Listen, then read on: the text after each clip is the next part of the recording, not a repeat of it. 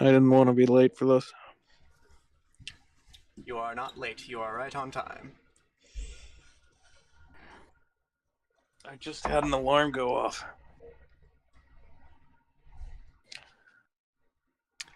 Okay, the stream is officially started on YouTube.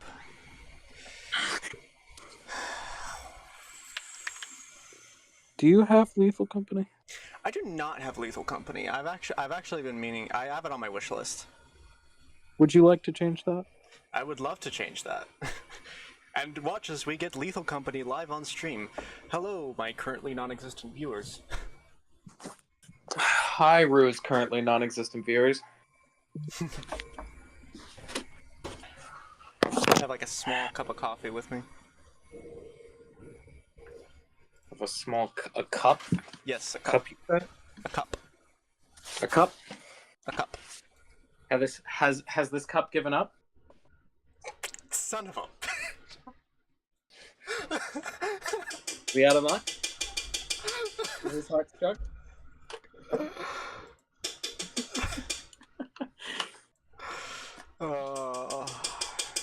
I will never... Off to an amazing start. Already. There is nothing I can do to stop them. Just started the stream, already beating a dead horse. Already beating a dead horse. I am 21 years old. That's legal horse beating age, I think. Legal horse beating age. Can you check the stream real quick to... Sure thing. See if the audio...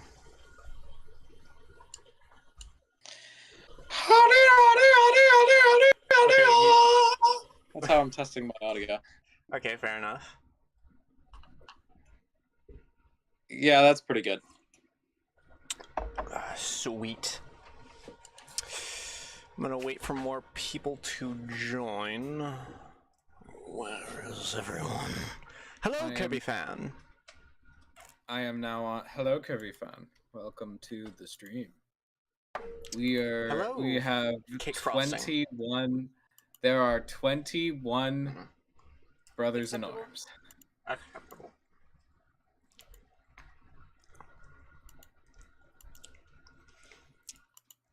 So what are the games you'll be adapting into your VHS series? Just the first 4. I feel like that's always a good rule of thumb. You'd think it's one through 3 because that's usually the one that everyone goes for, but it's actually not. It's actually 1 through 4. I actually think that 1 through 4 is like the optimal FNAF story. Well, technically just one is, but if you want like more to the story, then 1 through 4 is where it's at. Or in my case, it's 1 through 4, but also get rid of the second one because I don't like the second one. I'm making it work.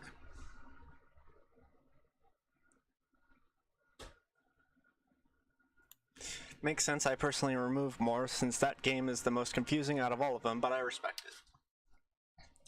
I don't think it's that confusing. I think we just weren't looking at it from the right perspective.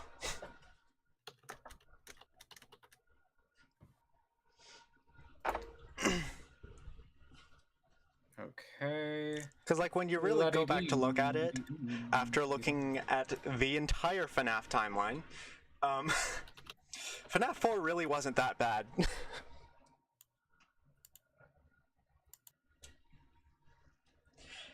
Thank you for the happy birthday, Cyrus. It's Cyrus. FNAF 2 story is unironically the most irrelevant in the series. I am hoping to change that.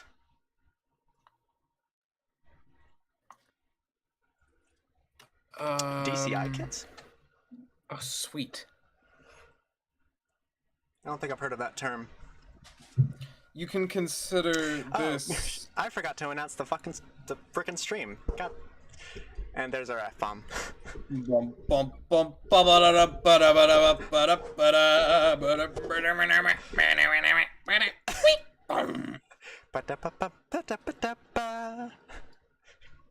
thought I got all.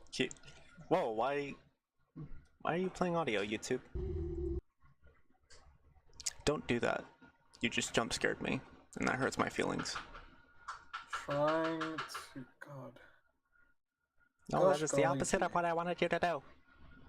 How am I better at not swearing than you right now?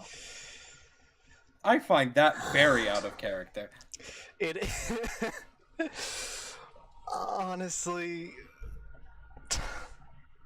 I don't know, man. Oh, I just have a bowl of frosting now. Well, I mean, I made too much. Fair enough. Cheers. This is from my birthday cake. Thought it was a little out of focus there. Alright. I'm just saying, You should check your I can inbox. see a stream right now because I got the notification. The notification is right. Everyone.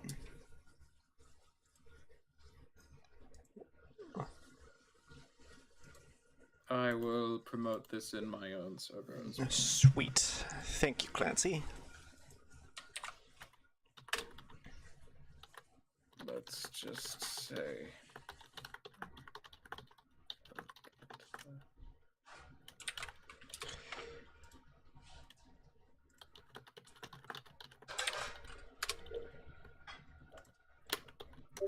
I cannot promote it on the Madeline server.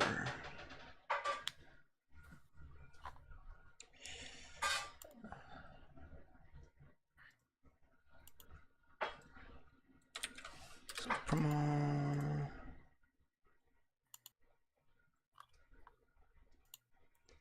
There does not appear to be a self-promo on the server. There are a lot of channels on this server. Jesus. I thought my server was bad.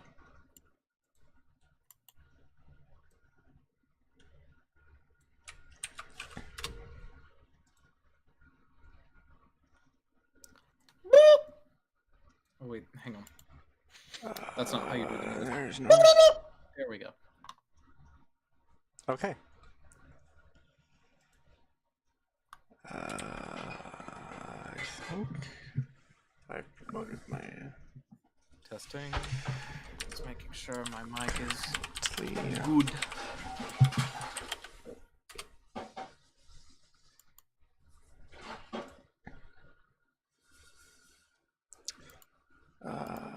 oh, just realized. Wait, no, I can't see the.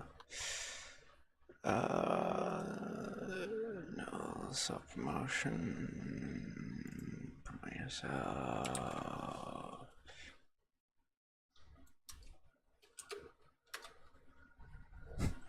I'm running myself in like every server and every.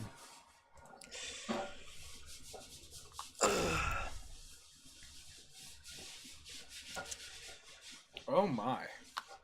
I have not booted up Lethal Company in a while. I probably will not be gaming tonight, but also thank you for the birthday gift. Oh, of course, of course. I was just booting it up because I needed to re-download it. Apparently there's been like some lore updates since the last time I've played. Oh, wow.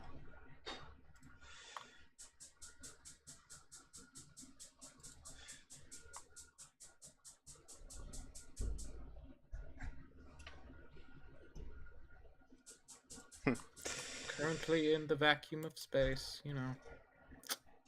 Like you do. Nothing new. Typical. Very typical for...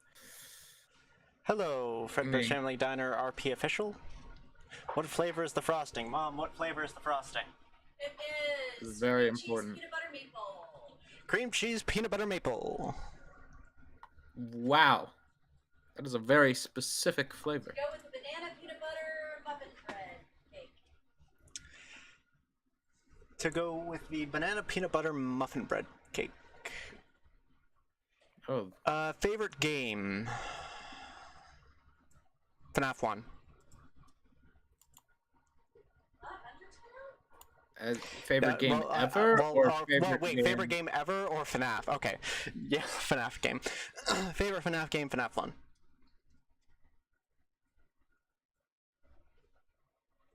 Hello, Devin Music. I'm just promoting this on... I was about to say...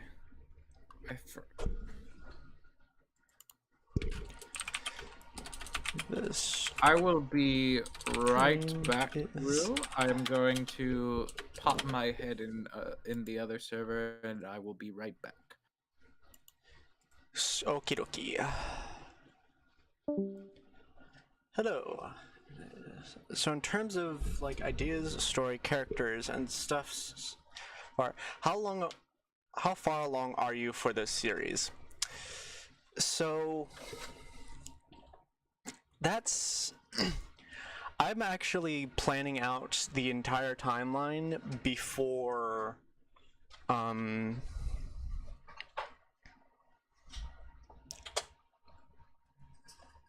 like I forgot what I was gonna say.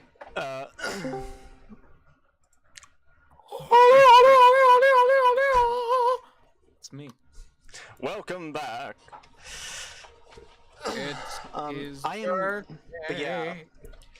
I'm actually getting the whole story planned out before I really like jump both feet into production. Good move. So like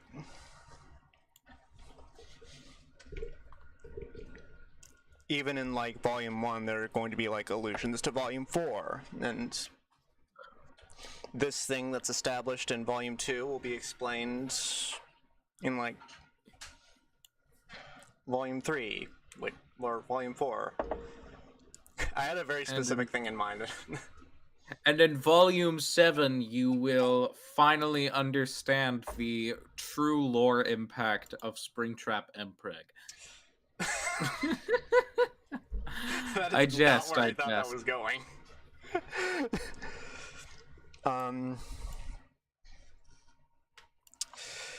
Thank you for the happy birthday, Kirby fan. I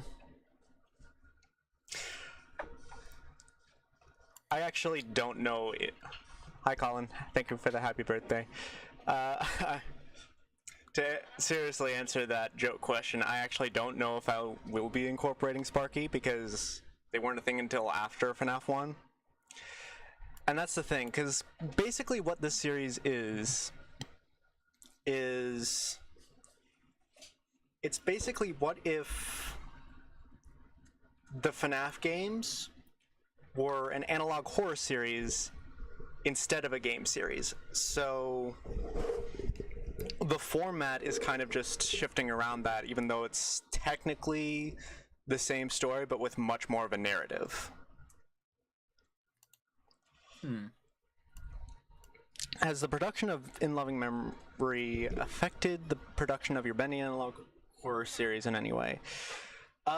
Kind of. I'm actually halting all production on that to work on In Loving Memory, just because In Loving Memory is less ambitious. Oh no.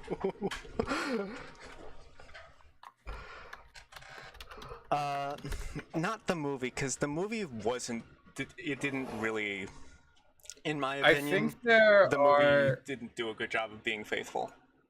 If I may interject a little bit, I think there are some inspirations from the movie stylistically, but there's no like direct references. Yeah. So like, I hope I didn't give anything away in that. Yeah, so like, I'm pretty free to talk about a lot of things regarding this series. I'm not gonna like spoil everything, because I feel like mentioning the inspirations from the movie are fine, just so long as like we don't give any like specific examples. Yeah. Hold on, because I have to find my windows. Understandable. If anything, it'll let you spread your wings and gain more experience for other productions. Exactly. Wait. This right here. So, oh, that's not what I wanted to show yet. We'll get to that in a minute.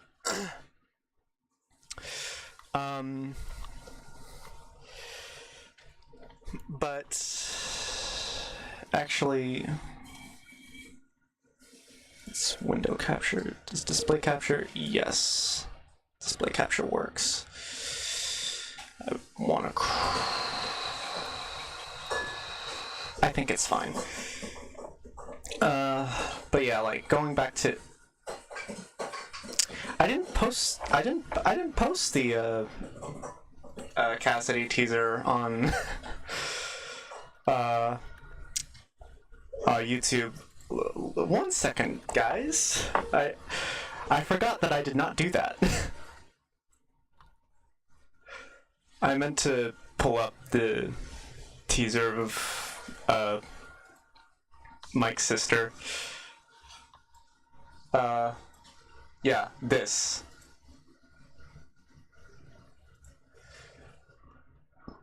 Yeah, but like this is going to be like one of the first diversions from the movie.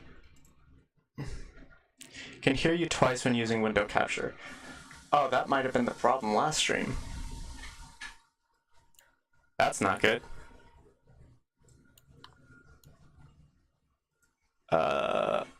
Okay, I think that fixed it. How am I only now finding out about the In Loving Memory Tumblr page? I swear I told you. You probably did. This is a me thing. This has nothing to do with your. Yeah, the In Loving Memory has an official Tumblr.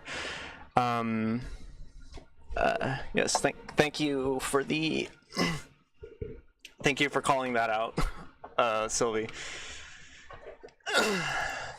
I consistently have audio problems on my stream. What is the game that you're most excited to adapt?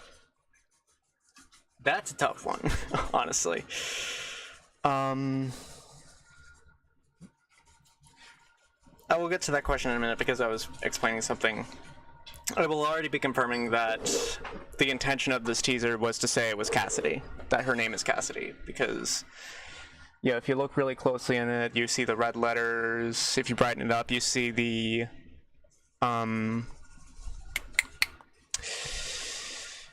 crossword that introduced the name Cassidy from the survival logbook.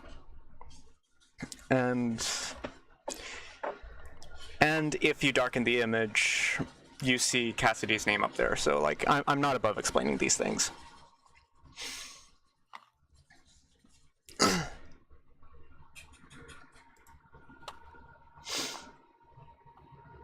But what game is am I most excited to adapt?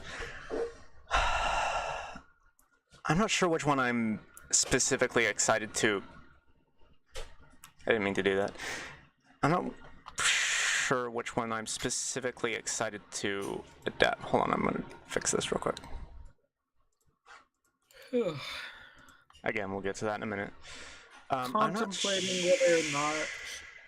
Well, hold on. Sorry. Yeah, I'm not sure what game I'm specifically excited to adapt, but I think I have a pretty unique take on FNAF 2. Because it may seem like the most irrelevant of the story, but I think I found a way to make it work. Will the shadow animatronics appear? Yes. And on that subject, I want to try to, like, include every detail that I can. In a sort of way of, like, you know, I bet you didn't think about it like this, right? So, like, what's a detail that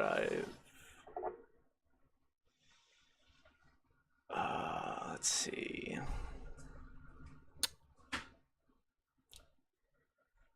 I'm trying to think about.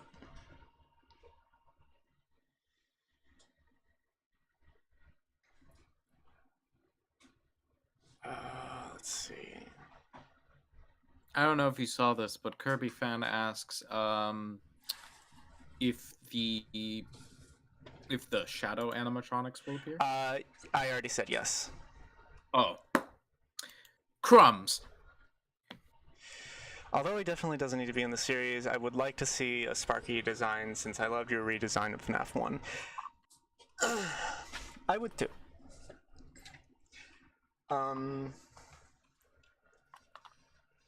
Giving a piece of advice, what I did for mine is just like included like a non-canon, non-specific like yeah. you know, background detail. A sort of like optionally canon kind of thing. Yes. Yeah, there are some stories that I create for my series that I know won't be canon, but the idea to think about the story is fun. So it's sort of like optionally canon. You can see it as a continuation of the story, but ultimately the story ended in this part. I think the biggest problem with FNAF 2 stories is that none of the plot points really pay off. I will fix that. The toys don't do anything, and the body of 87 is basically replaced by the body of 83. I contemplate whether or not I want to make a Tumblr blog, but I don't think my FNAF project is ready for that yet. Also, this is not what that's about. Yeah. Yeah. Me and Clancy, we both have our FNAF projects that we're working on. Trying to find... do you have a link to the Tumblr page? I do, considering it is open right now, right in front of me. Hey, baby. There it is. I need your help. Hola, Ismael.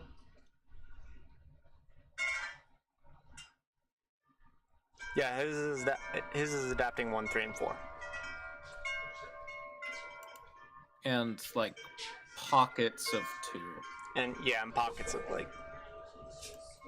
2, but, like, specifically the mini-games of 2. One thing I want to elaborate on with In Loving Memory is that even though the later games aren't canon, I will be pulling certain details from them to, like, you know, fill in the blanks. So, I think like... that's good. Like, kid you names. know... And you know, especially from the FNAF movie, because, like, you know, the FNAF movie introduced the idea that, like, Mike has a sister, so I'm reusing that thing. The Aunt Jane plotline still kind of exists, but it's, like, in the past. It doesn't happen. Better. It doesn't happen, like, within the story of the first game. I also somehow made her more of a bitch, but, you know. How are you, again, how are you swearing more than I am? I have no idea. I don't think you've said a single swear this entire time. Maybe that's just the bit. We're breaking character. That's the bit of the stream. Who's there? Peekaboo. Hi. Hello. Who goes there? Hello, Bren. Hi.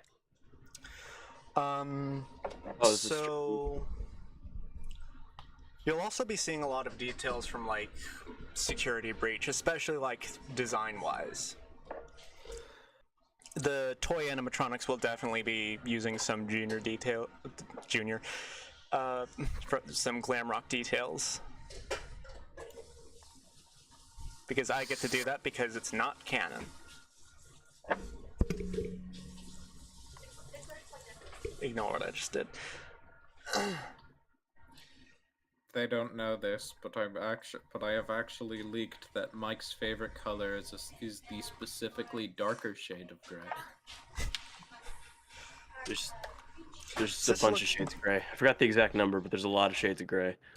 Sister Location is my favorite game. I really like the story of it, but I will admit it is when the series fully gets complex. The most of the blame can go to FNAF 4. That is again, FNAF 4 really wasn't that complex, and honestly, I could see the cat clawing on the curtains through my webcam. So if you guys were wondering what that was, it's the cat climbing on the curtains. There's a ghost! It's a ghost! There are 50 shades of gray. Specifically the 42nd shade of gray. Someone finally got that. I'm glad they didn't go into everybody's head. Gaster's theme starts playing. Steam sound like again? Hold on. Oh, that one. Dream Theory is easily not canon. In fact, I'm going as far as to say that the person we are playing as in FNAF 4 is not even the crying child.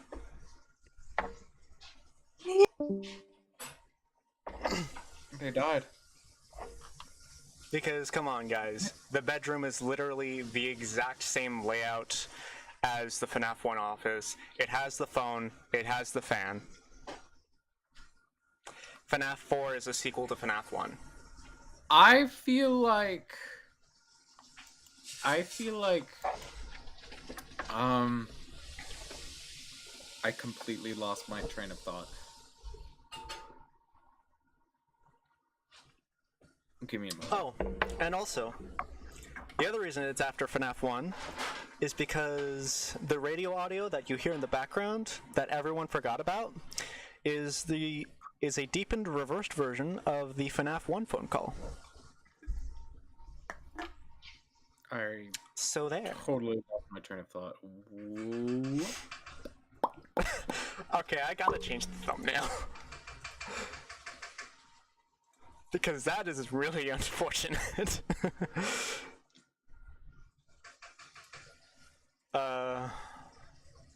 Oh no! Yeah. Oh, no. I'm sorry. Oh no! Oh no! I never saw it like that. I was just like, oh, that's the name of Roux's thing. That's the title. But then I like clicked that like, oh! I don't know what image I can replace it with. That is so unfortunate. What's the oh, I got it. I got you. Okay. What did you just send me? You are a godsend. Of course. I mean, technically, you made the image. Now I've awoken. I'm taking back the Hunsers. That is the Hunsers. What are we doing? We are changing the thumbnail because I did not realize the implications. A lot what was the thumbnail? It's just it Look was at the just announcements channel. Yeah, Okay, it was just in loving memory, and then the blur about it being a Five Nights at Freddy's series. Yeah. So a lot of people, I think, just straight up thought, well, not a lot of people, but like a few people thought that Roux just died. Hey, Mom. Yes, I accidentally made everyone think I was dead. Made everyone think I can't believe it. Yeah. Alright, well, The Roux is Look at my dead. thumbnail. Oh no! So hi, Roux's mom. Here, me. Hi. I will do it live on stream. Contrary to Mom. popular belief. Oh. Contrary to popular belief, Roux is not in fact dead. He was buried 20 years ago. I would like to You're alive. confirm the theories. Yes, it is true. Roux has unfortunately died before Brothers in Arms could be finished. And now I'm here taking over. It's sad because he was so close to getting Brothers in Arms done. It was gonna come out in like weeks. Don't worry, I'm taking over though. Please don't take this long. I'm the newer Roux 30. I'm the new Roux 36. You're Ruth 37. I'm Roux 37, guys. I'm gonna, as my first act as Roux 37, I'm turning in loving memory into a movie franchise. A 6-movie franchise. Yeah, we're including Sister Location in this one, the most beloved FNAF game. Hello, Indie Horror Talk. Oh, hello. In loving memory, is FNAF 2 a sequel or a prequel? That actually gets kind of weird. Is it gonna be like a prequel sequel thing where it's like both? Yes. But sometimes the answer is just straight up yes. I feel like FNAF 4 is also in a similar boat where it does take place after FNAF 1, but like the flashbacks are like at the beginning of the timeline. So it's like it's a prequel, but it's also a sequel. But it just depends on like what angle. Yeah, I think I can say this. This isn't going to be an analog horror series. AJ edits. So, alright, I need to get the stream open so I can join in on this. So basically, the stories that the volumes will be focusing on are in the order that you'd expect. You know, it's FNAF 4, FNAF 2, FNAF 1, FNAF 3. Chronologically, that is not the order in which the actual tapes happen. The actual tapes happen are like created from a different point in the timeline, making the order effectively FNAF 1, FNAF 4, FNAF 2, FNAF 3. I wonder if I hurt any theorists by saying that. Don't worry, they'll be crying in silence after this one. Plus, Mepet's retired, so I... Yeah. Mepet would be rolling in his grave! Real quick, I want to take a break from the stream to make a couple of announcements. Or take a break from the QnA to make a couple of announcements, because there are certain things that I forgot to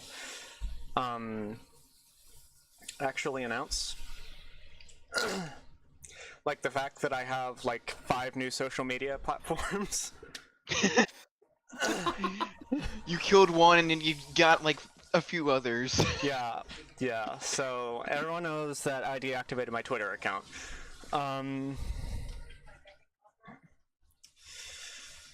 No.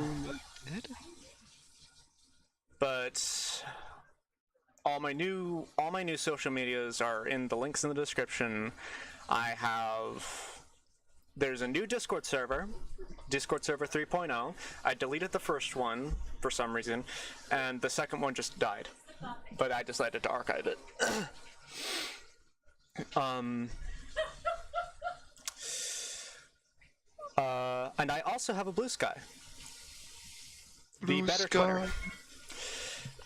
Not to be confused with the people who made 5 fucking Ice Age movies. There's also the only time I'm going to say. Oh, and do not use bluesky.com. That's a completely different thing. Use bluesky.app. I don't want to know. To look up what bluesky.com is. Don't worry, it's nothing bad. It's just literally I have zero clue. Oh, that's boring. Yeah, it's literally like it's just a notebook store.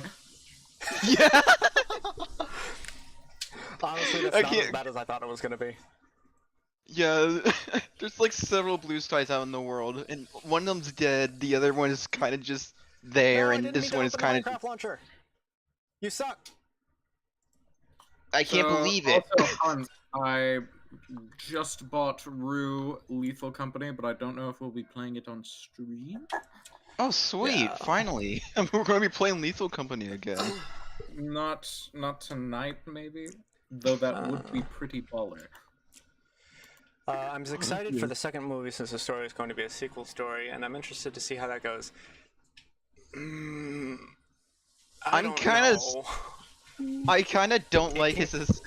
From what I tell, okay, I'm gonna say this. I think it's gonna be a prequel sequel situation. There's too much pointing to it being both. Yeah. Like. So. Yeah, they might be doing what I'm doing.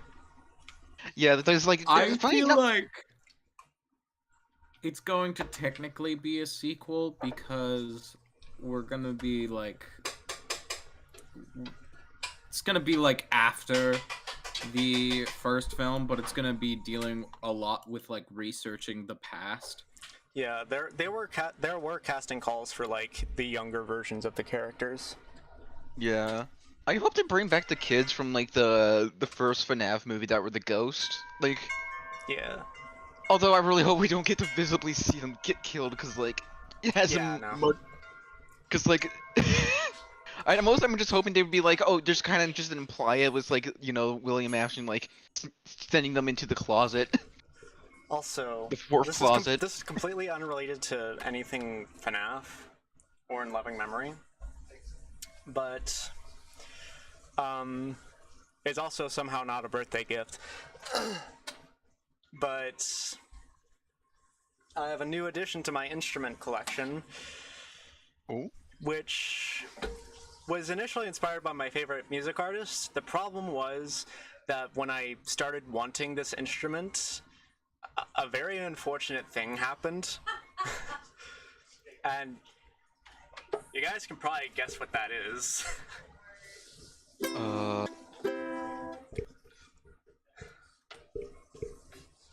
Dude, are we gonna fight?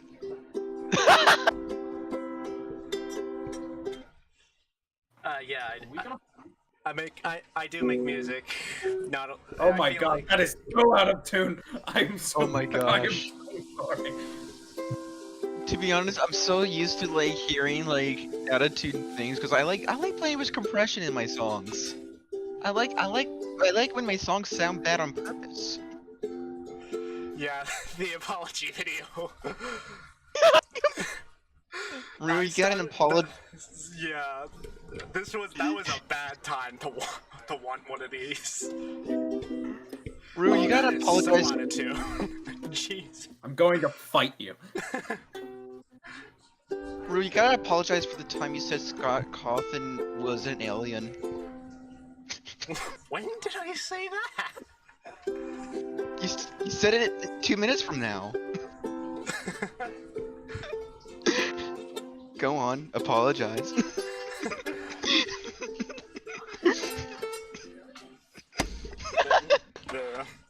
The headphone cable is messing with the strings. I also got my nails painted just for my birthday, cause why not? You gotta go for that. Earlier, but you didn't say anything. I honestly didn't hear you. I'm sorry. Are you gonna? I love that. I love that you got him black. Yeah. If any color, black. No, I didn't remember Vegas. I remember when I painted mine. You have Vegas on your computer? How do you get new Vegas in there? My entire family was like making conspiracy theories as to why I painted my nails black. Like, oh, I'm actually depressed and it's a call for help, or no, I'm actually Satan and this is like me indulging in my Satan cults. And it's like, no, it just looks pretty. Yeah, it just looks nice. Yeah. Wonder if I should get my nails painted. I just don't know what color. You can never go wrong with black. Oh yeah, and then I can go like, yeah, this is to match up with my pendy fixation. Yeah. Now I gotta wait for this to do its thing. Also, Maybe Roux is the devil from the Bible. From the Bible. I'll sing my own way. It's me. No. Go away, devil. We're not friends anymore.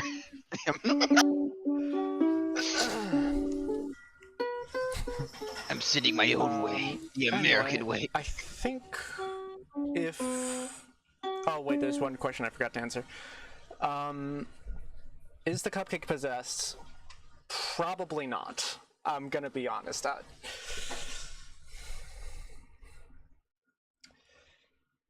Probably not. But is the cupcake alive? Probably not, honestly. No. Actually, this is a lie. The cupcake is secretly a cosmic horror that will never be brought up again. Well, don't Kind tell of them that. Something that I did was like kind of like made it a Horcrux situation where it's like there's a fragment of Chica's soul in the cupcake. In the movie context, it's likely an extension of Chica's soul, but the game seemed to imply it's the memory of her dog. Wait, wouldn't that be I don't Withered even know if Chica? I'm including the dog. Wait, But- wouldn't that be are they the same character? Oh yeah, I forgot. The Withered Chica and Chica are the same character. they I are. forgot. They are. Maybe the Oh yeah. Maybe the cupcake is the friends we made along the way. Yeah, Chica killed a person, and now the cupcake is forever infested with their soul out of like empathy. Maybe the memory was the loving we made in. Oh my. Don't trigger my asthma. Oh my gosh. Pardon? Do you need antihistamine? I still didn't hear that. Antihistamine? Antisamine? Antihistamine? Do you need antihistamine? Oh. No, I figured out okay, what I was gonna do with the cupcake in my FNAF AU, which I think I'm just gonna abandon it again because I completely forgot I was making one. But before we truly continue with this, with like more questions, like you can ask questions while this next next session is going on. I do have as many as. Almost ready, baby. Okay. But we are going to transition over into a tour of Freddy Fazbear's Pizza. Let's go. While I tune my ukulele. While you tune your ukulele, we have some nice background ambience music. Think of it like this is that one funny mini game from Help Wanted. Yeah. I love that you used like the FNAF movie like entrance because like Yeah. honestly it's like still So, my like- favorite part. I honestly just really like the aesthetic that the FNAF movie went for. So I wanted to capture that, but also make it like actually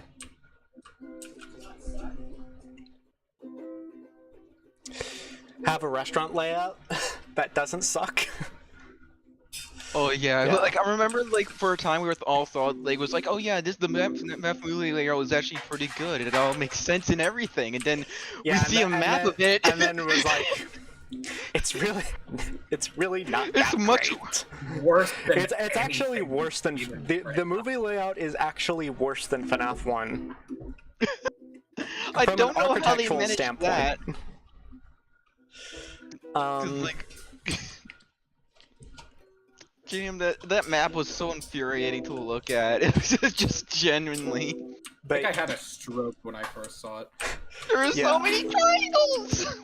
yeah, and I did use angles in this map, but I think I used them better.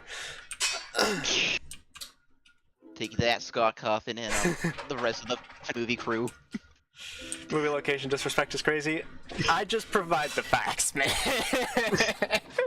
I feel like the movie location would have been like perfect if it wasn't for the fact we saw the map. We can, like, talk about this. Honestly, I think this is like the FNAF movie map if it was actually architecturally accurate. I feel like the original has like implications of it like being made for child kidnapping, which is probably the case, but it's not here. It's just a normal restaurant.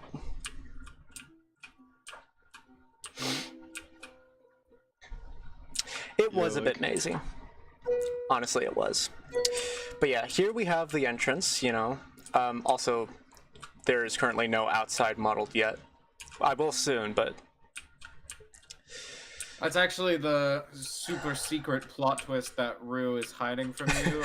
There is no outside world in the. You remember Faz Bunker? That's canon in Love and Memory. Faz Bunker. Get ready because here we go. It's the War of '87. William Afton signed all his animatronics for the war despite them all being underage. Yeah. Surprise, FNAF is actually canon to the Fallout universe. You can't take my restaurant away! You can't take it down! I'll kill you all before I let you touch it!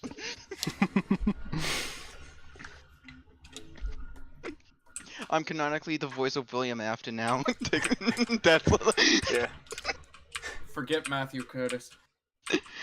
It's me, William Afton. Oh yeah, we're FNAF working. 2 doesn't have a kitchen. Yeah, Yeah, FNAF 2 that's doesn't not have the a voice. kitchen. We're working on the voice. I have no idea if anyone knows what I'm referencing. The one interview with Chris Pratt. Faz vs. Fright is probably the only FNAF map that vaguely works architecturally. Plus, it works as like an Within the actual context of it location. being like a maze, you know, like a haunted house. or Yeah, something. that's exactly. Yeah. I think Yeah. it gets to play that card. Yeah. Yeah, it's like a maze/museum where you just walk through it and then like see the security guy and then leave. Yeah. Now, in regards to the map, a lot of this is actually like placeholder. This will have like its own. This is like a help 1.2 asset, but it will have its like own design that makes sense for this. I can't stop looking at the corner of the wall where the bricks have like two like lines next to each other. These? The pillars? Yeah, yeah, the pillars. I'm just noticing like there's like two lines of white lines like in the corner, and it's like it's like why are the bricks like that? I don't know. That's just the way the textures are, man. Yeah. I've not seen much of Baddington's stuff yet. Oh, yeah, I highly I'll recommend them. I'll have to fix that in a bit, but one of my favorite details about this entrance is the new rules for safety sign, which I completely changed up. For your safety, do not run, scream, or yell. Hit fellow guests. The fourth one is supposed to say touch Freddy. Do not touch Freddy. Touch the. This is like leftover from Freddy and Friends. And the last one, poop on the floor. Do stay close to your parent or guardian. Leave before 10 p.m. Not poop on the floor. I'm really glad that you kept the detail about pooping on the floor. Yeah. Make me cold. That's It's just such like an dinner is unnecessary here. rule, but it's like really funny. There's like I find it funny that there's like two games I know of that have joke rules in them. Yeah. I have to ask. Honestly, Will Freddy know? This was straight up just a Portal reference, and Portal did it funnier. Hold on. Let me see if I can find that.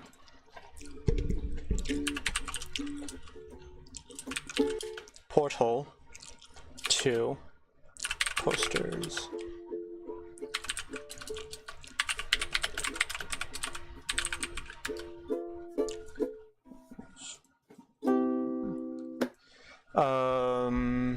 Let's see if I can find that.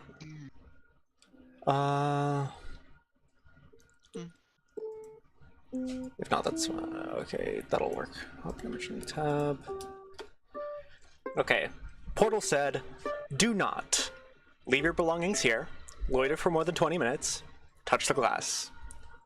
Do wear a shirt and shoes at all times. Quickly move through your test track. Not forget to not touch the glass." I love that gag so much. Do not forget to not touch the glass. Yeah.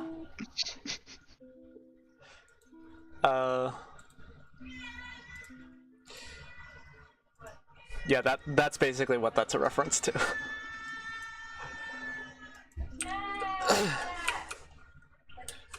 Yeah.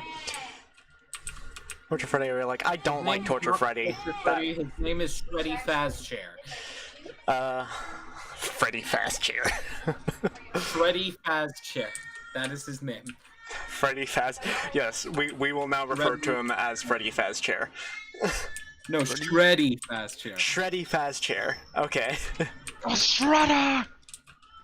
Is that his official name? I'm not actually sure. I don't think so. I think it's just Torture Freddy. But I don't like Torture Freddy. It was just a really...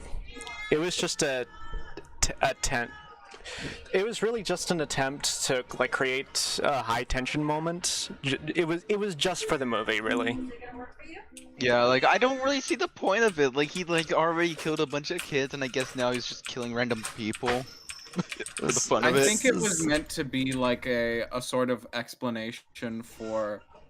It's like, you know how like the animatronics would like stuff people into suits. I think it's supposed to be. Like, I would have much rather seen them stuff someone in a suit. Yeah, like maybe like one of the spring walks are like still around and they just show them do that and that's how they kill him. Do you?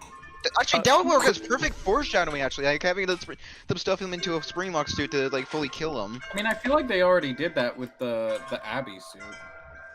Oh yeah, that's also true. I forgot about the Abby suit. I'm not gonna lie, I forgot about it. Quick question: do you play FNAF mods in Minecraft? I barely play any mods in Minecraft. Except for the Herobrine one. Yeah, just the Herobrine ones, just because I'm a veteran. My goodness, I love Herobrine. Herobrine's... I really hope that Herobrine someday gets like the chainmail chasers treatment as like a. Although that technically already exists, was like from the fog, I'm pretty sure. Yeah, from the fog. Continuing with the tour, we enter through. We have a nice little setup over here. We can go over here, get behind the counter. Well, back this is into the part of the stream where I vanish from existence, and I will probably come back later. Okay. Hope y'all have fun. Happy birthday, Roux. Thank you. 21, you are officially as old as Shrek in 2022. I don't know. I was trying to think of a funny joke. They can't all be winners. That was funny. Into the unfunny chamber you go. Into the. Have you tried any of it yet? Yes, I have. What are you having? Mom, what are we having? It is fried pork chops with fennel and caraway seed, mashed sweet potatoes with cream cheese, and roasted beans with garlic and salt. Ooh, okay. That sounds pretty good. It's a. And a honey mustard dressing. Oh, honey mustard. It's a dinner every plate meal. Oh, okay. That's dope. Pretty excited to see Shadow Freddy in action in the 2, probably possessed by Max and Shadow Bonnie possessed by Jeff. I didn't really pay much attention to that. It was pretty meh. To be honest, like the only thing that the one scene, like when, like I think Max died, was like the one horse war scene in Brothers Grimm. Like that's all I could think of was like, oh no, they referenced the Brothers Grimm's movie war scene. War reference. Of course, now we have a war reference that now that Clancy's left. Oh my gosh, I can't. Why is up with FNAF as having like very specific things in it? Like we have the Impreg story and now we have war. I don't know, man. Oh, these are custom textures. I actually like looked up some of the movie reference documents and created my own. Do not worry about it, Venus. Mostly because I am not worrying. I am not worrying about it. I can tell you later.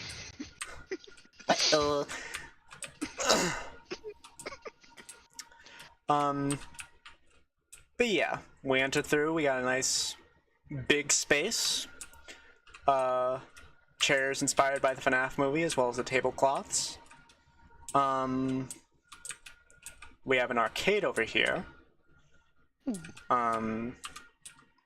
It's not the map isn't done yet. I don't want to create the impression that it's done. It is still very much a work in progress. I think I traumatized Venus. It happened at some point. It's in the books, which are like, I'm pretty sure the... Yeah, although the Fazbear Fry story are kind of like non-canon in the way that they're just in-universe storybooks. That's how I interpret them. This ball pit was really hard to just create. Oh yeah, I remember seeing all the balls. Yeah.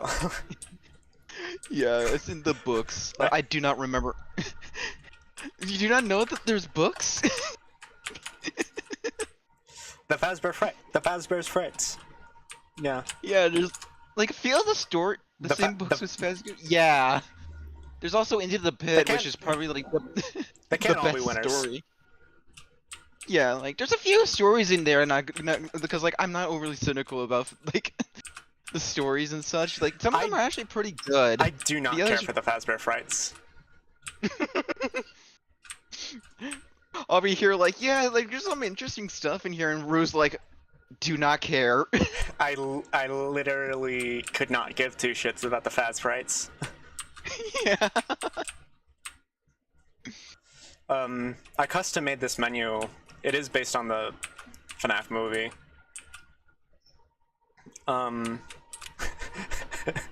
Venus has regrettably figured out that you were not in fact joking.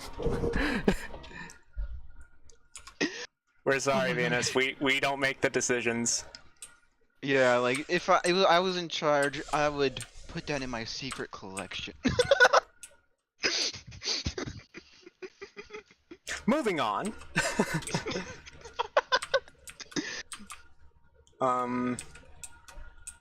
Got nice pizza decals over in the entrance to the restrooms.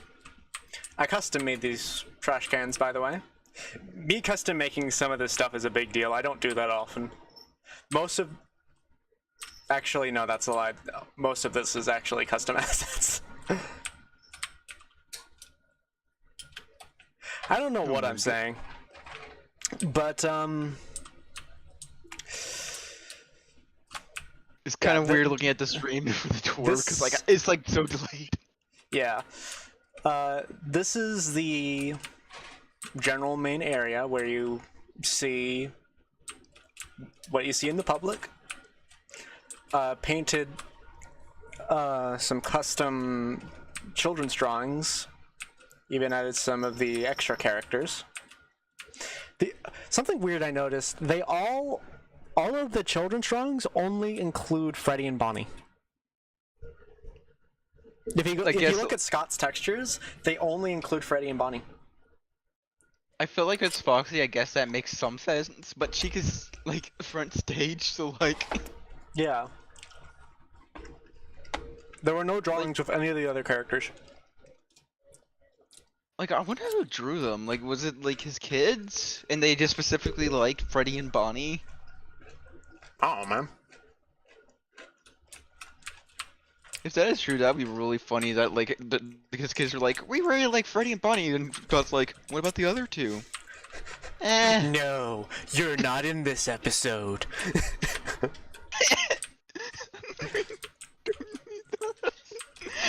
Yeah, FNAF would be so much better if it was just Freddy and Bonnie, not gonna lie. Yeah, like Foxy is too annoying to watch, and Chica's just Bonnie 2.0. We don't need them. Also, I did these leaves. Kind of gives it like a rainforest cafe. Oh my gosh, I love Rainforest Cafe. Yeah. We have one over where we live. Oh? I haven't gone inside of it yet, but... Oh my gosh! If you ever get the chance to go, it's so the D1 crash outs. I don't know what that is. But moving on in the tour, we can go into our first employees only section to go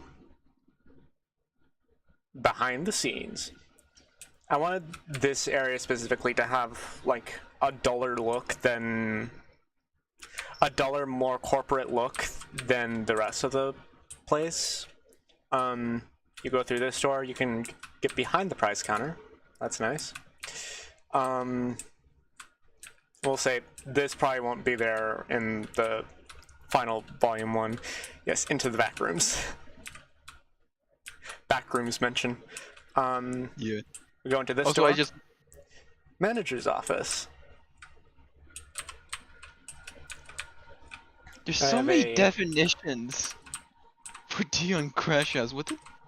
A reckless individual who will fight, kill, rob, jack, steal, pretty much do anything illegal. Someone who's constantly on the verge of losing their shit and is ready to throw everything away at a moment's notice. Thank you, Devin Music. Also, I don't know. Made a custom terminal texture. Oh my gosh. That I now realize is outdated. It's not supposed to say 1983.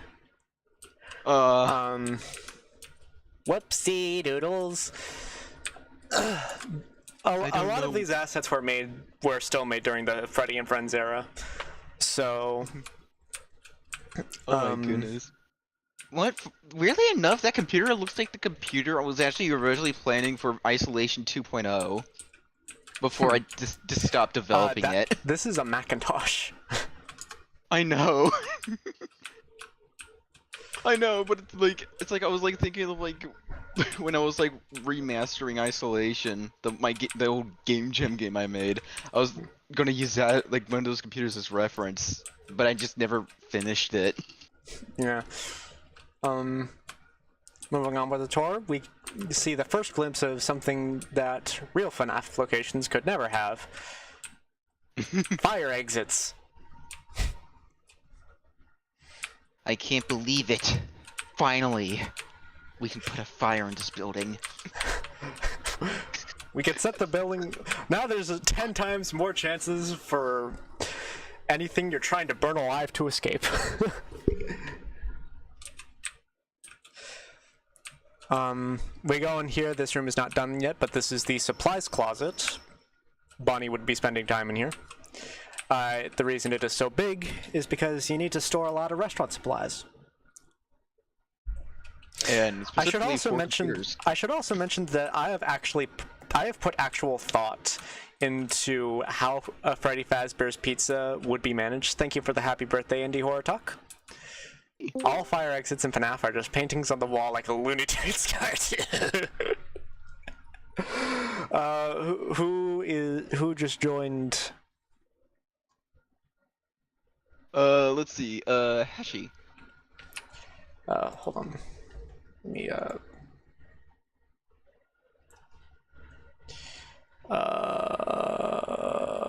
hi, Hachi.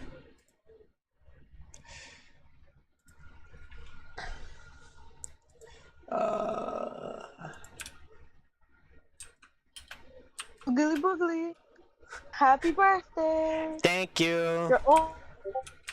Oh, you're so old. I didn't need to be attacked like that. Oldie. Oldie. Oh my gosh. Thanks. I'm not in my best voice at this. Oh. With something, I'm not sure yet. Oh shit! But My phone has been doing things. I don't think received that's normal. a gift from a friend. So far, thank you for the DM. Thank you for the happy birthday. But thank you, Hachi, for the happy birthday. You're welcome. You're welcome. Moving on with the I also just realized I forgot to stream the I forgot to stream my Blender in the voice chat. Yeah, that's why I was saying, like, it's so weird just watching the tour from via the stream because it's so delayed and I have no idea what you're referencing at the time. My apologies. Discord, please don't crash. It's all good. Okay. Good. Discord is really unstable. Yeah. And hopefully this won't suffer too much.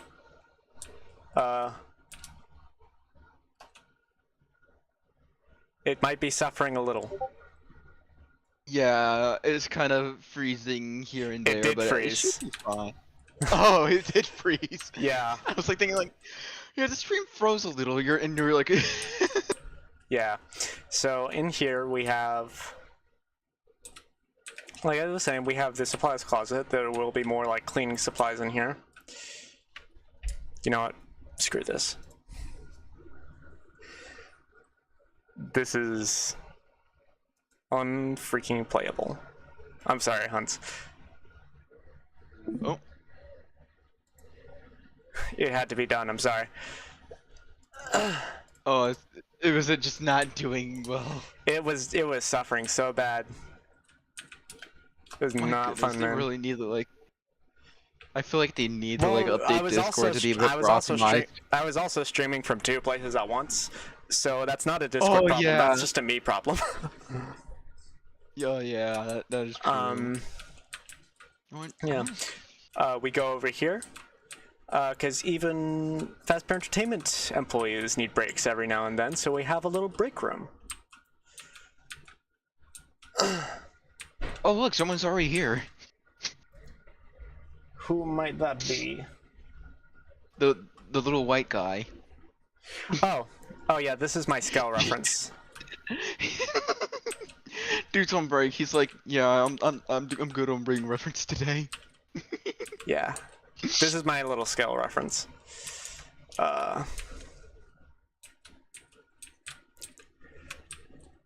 Yeah, one of these props, little white guy. One of these props is actually from a Bendy game. Oddly enough, it's actually the only one in. Trying to think. Is it like the drink thing? The drink dispenser? That is correct, Hunters. Yeah, I can't believe I guessed it. It's been so long since You I played win Dark $100 Revival. million. Yahoo! In nickels. Oh! I'm just messing with you, or am I? That feels Maybe like not. something Joey Drew would do. He'd be like, You win $100 million. That was not my best Joey. you win $100 million in nickels. You win $100 million in nickels. I don't Anyway, know why, I just always imagine Joey Drew as the most pettiest human being in the universe. oh no, he is. He just is. That's just canon. Moving on with the tour, we see a familiar sight. We see the entrance to the security office, and this poster I hand painted and now have to repaint because I lost the file. Oh, I'm totally not salty about gotta it. be right back. Alright. Looking into the security office. It's pretty standard as far as most things go. We have our new cupcake model, which is probably the only thing in the FNAF 1 cast that I've actually redesigned. I don't like the original cupcake design. It's not a good design. I'm sorry.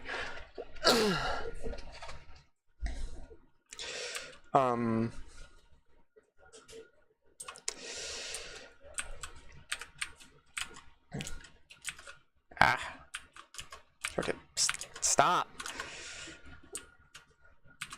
And yes, you did just see. Actually, no, there are 2 doors. Hate to break that one to you, but there are in fact 2 doors. Yeah. But yeah. these are actually the same hallways. I'm imagining Joey just pulls a lever and all the coins come crashing down on the person. Exactly, that's exactly what it is.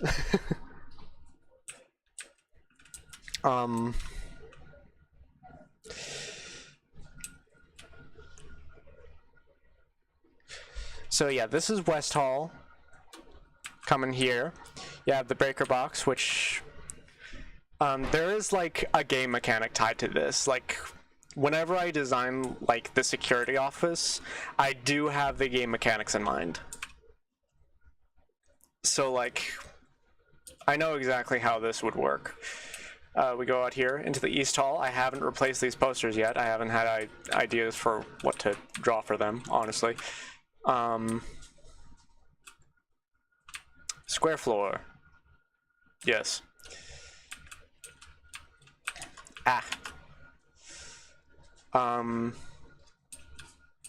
Also, hi, Map Silko. Going through to this door brings us into the kitchen.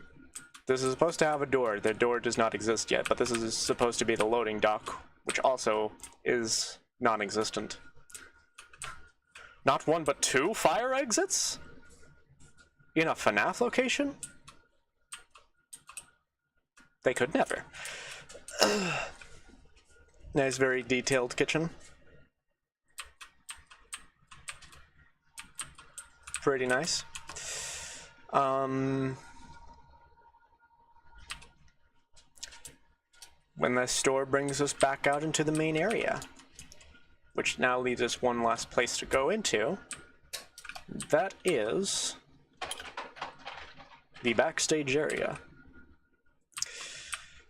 Now this is where like a lot of the animatronic stuff starts getting explained. Because like, one thing you might notice first thing off the bat are these. So the whole idea for these is that the shows are actually performed live from backstage by actual entertainers, and there'd be little control panels here to control the animatronics remotely. So, you know, you'd have your voice actors here in front of the control panel performing the shows live, like, you know, stand-up comedy and whatnot. And some songs too. Hi, Zero Fanes.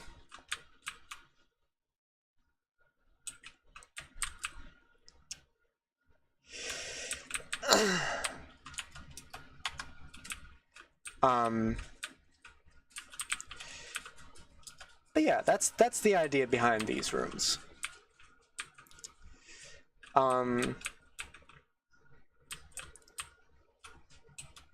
And back here we have our parts and service, which, you know, has all the suit designs, or yeah, suit parts. These are all like placeholder. We'll have my actual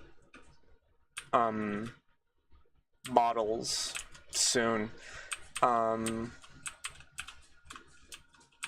We have the props. This shelf will probably have like Freddy's microphone and all that, but I didn't add it in time.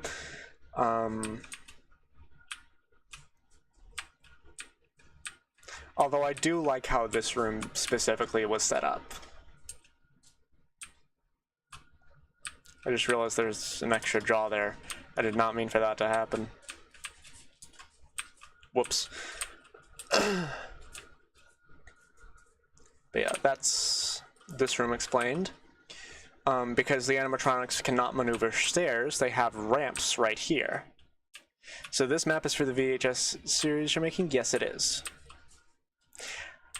I wouldn't really consider it like FNAF VHS. I feel like FNAF VHS and analog horror are two different things. So like, while this technically counts as FNAF VHS, I think of it more as like a general analog horror, because that's what it's going for. Of course, we're standing on the show stage now. the animatronics can move off the ramp here and back out into the main area. And that's basically every room explored. Any questions regarding the map?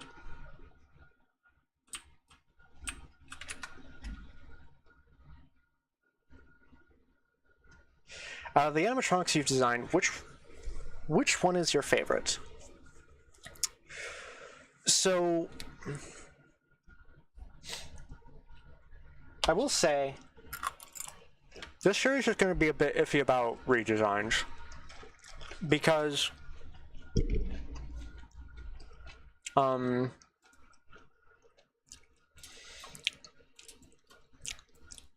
the only designs that are like actually remaining the same are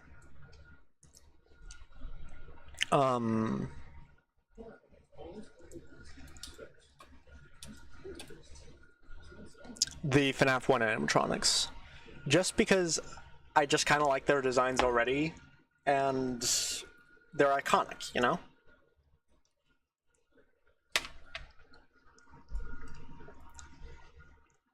However,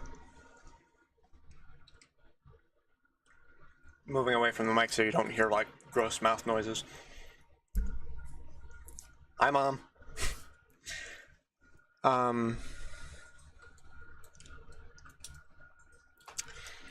However, when it comes to literally every other character in the franchise, I consider it a free game.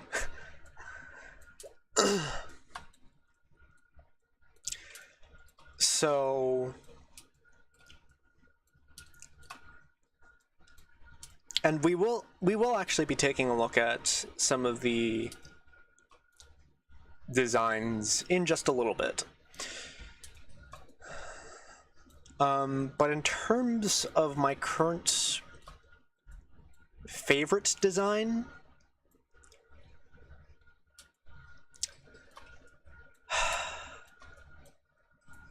there's one that I really like, but I can't really tell you what it is.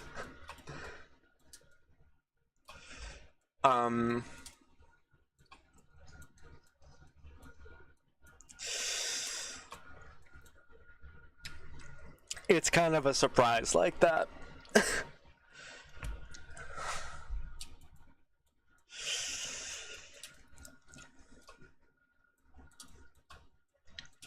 But, yeah, just to give it a quick look of what it looks like with lighting, and hopefully this doesn't crash anything.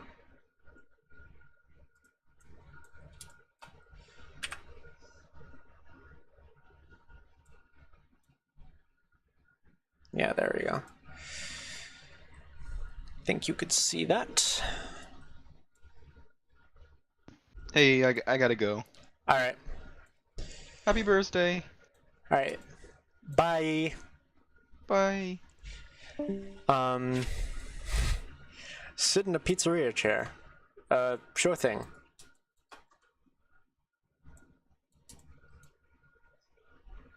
Hi, William Coffee.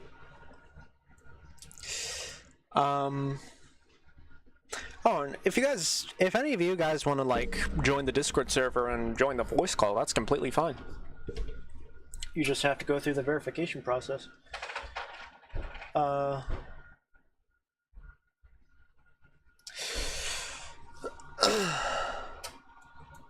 Lovely seat. It is. I modeled it myself. Yeah, I have a Discord. It is in the link in the description below.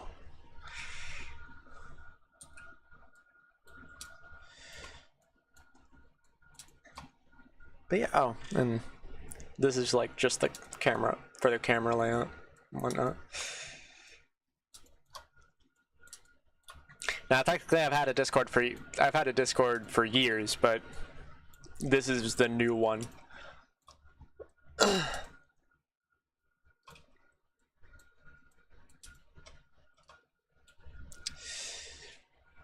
Uh-oh.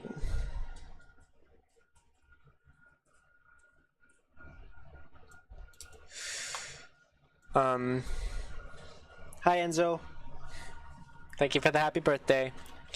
Yo, FNAF window, a FNAF location with windows is crazy. Yep.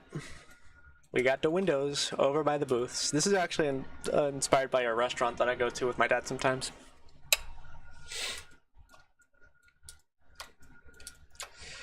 But yeah, that's basically the FNAF 1 location.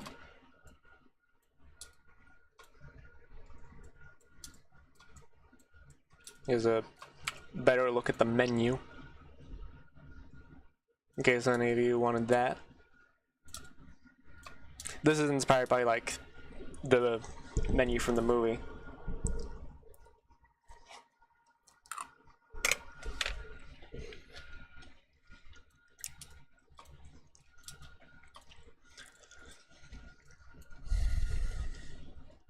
But yeah, any questions about the map?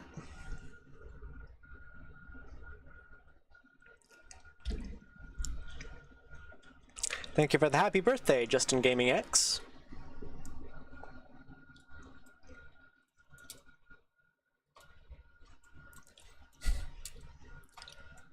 And thank you for the compliment, Devin Music.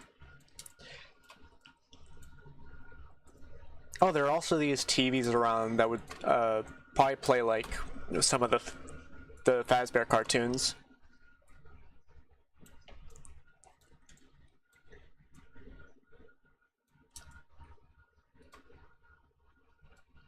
Map kind of reminds me of Fredbear's Family Diner. I feel like the original FNAF 1 map was implied to formerly be Fredbear's Family Diner. I don't think that's the case here. Just because, in addition to the games, the Silver Eyes is also canon. Now, quick clarification on that. The Silver Eyes is canon. Twisted Ones and Fourth Closet are not. There are no androids. We're not doing that. Yeah, sure, you want to build it in Minecraft? Go ahead. I put the layout in an entire teaser, which I can pull up.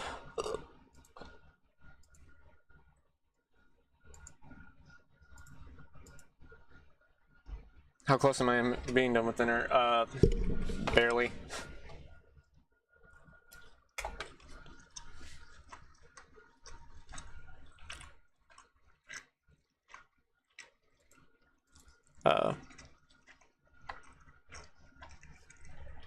This is the this is the map if you want to screenshot it, or you can find the I can link to the Tumblr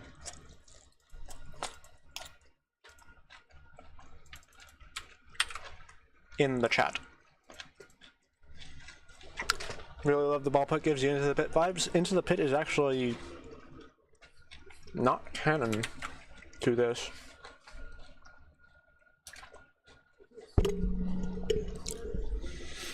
Yeah. Sorry, I accidentally punched the microphone.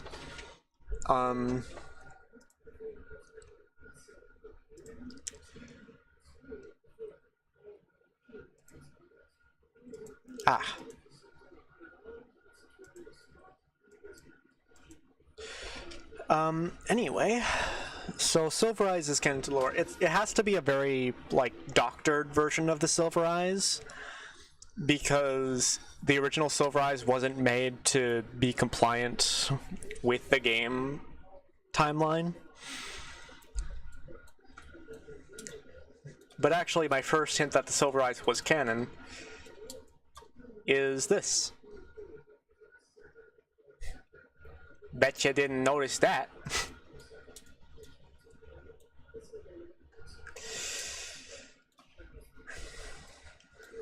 That is a detail from the book where, like, Charlie had this, like, salmon-colored filing cabinet with all her drawings in it.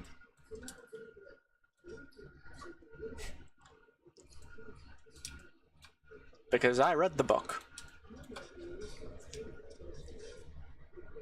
It's really not that great, but I read it.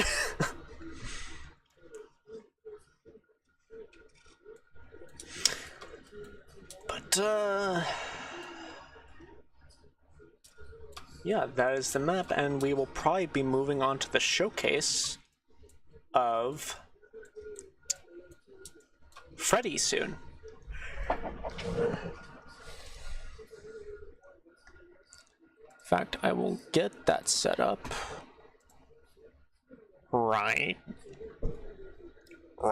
now.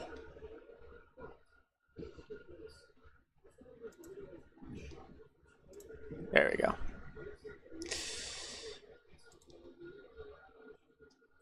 Uh-oh. Okay, there we go. I mean, if Hasn't didn't cover up the incidents, then the restaurants wouldn't be having complaints.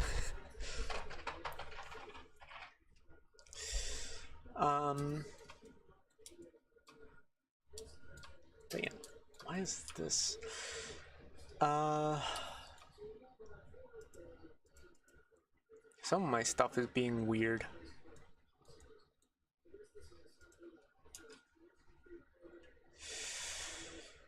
But yeah, do you guys have any questions about the map?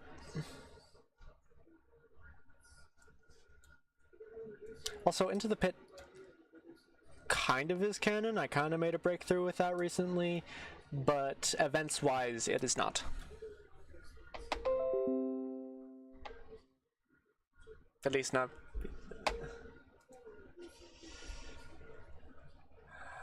That's not. Anyway.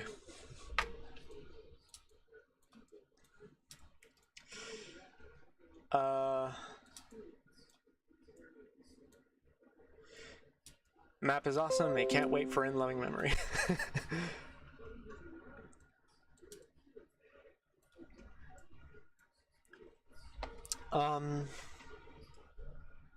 Well, let me get the shaders loaded for this.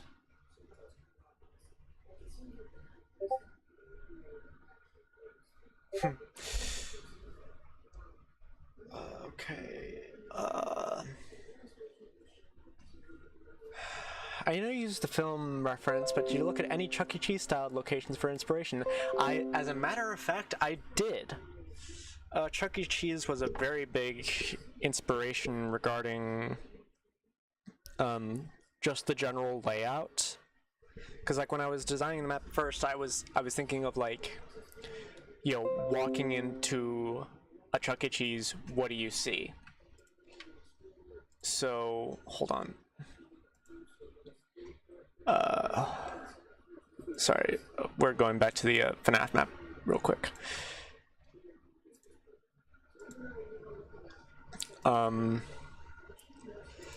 So like,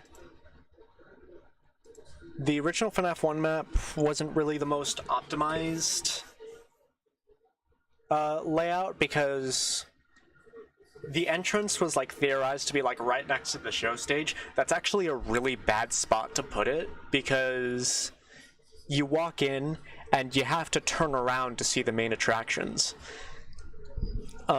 So ideally for this, fly out of the map, don't I? So ideally for this, you walk in. What's the first thing you see? The main stars. It's kind of why this wall is set at an angle, so that when you walk in, the main attractions are the first thing that you see. And that's just good marketing.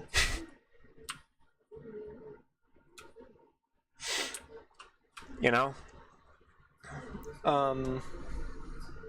Yeah, I actually have like a bunch of Chuck E. Cheese references saved on my phone. I thought I did. Maybe this is just the wrong folder. It's probably the wrong folder. Yeah, it was the wrong folder. Kinda. But yeah.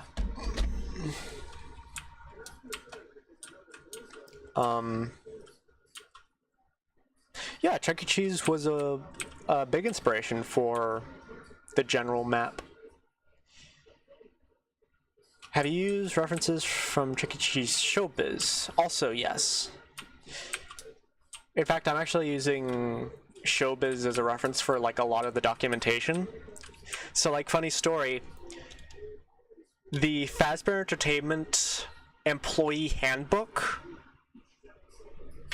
does exist. I have made that. Not a joke.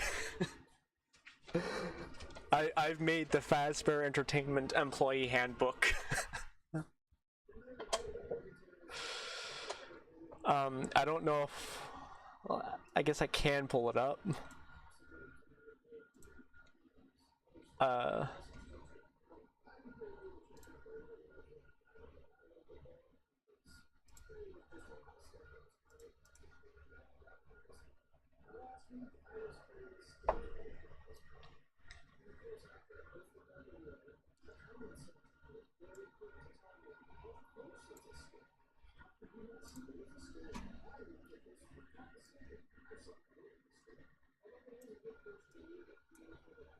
Hold on.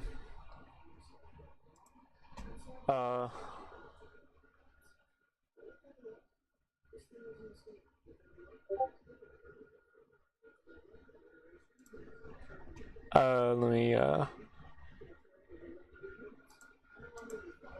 yeah, it actually exists. I don't know if this will be like the final logo for Fazbear Entertainment, but important to note that this does exist.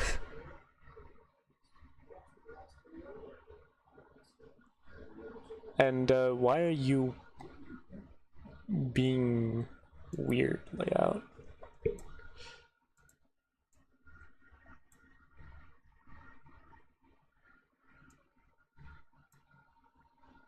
Oh, because your crop thing deleted itself. That's weird.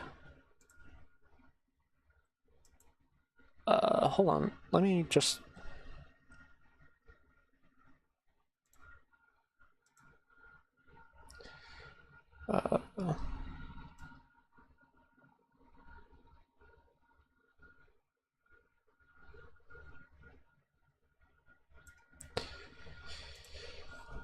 Sorry about that, guys. But, yeah. And most of it is, like, copy and paste from, like, the Showbiz employee handbook. The Showbiz Pizza Time employee handbook. I did, like, modify the...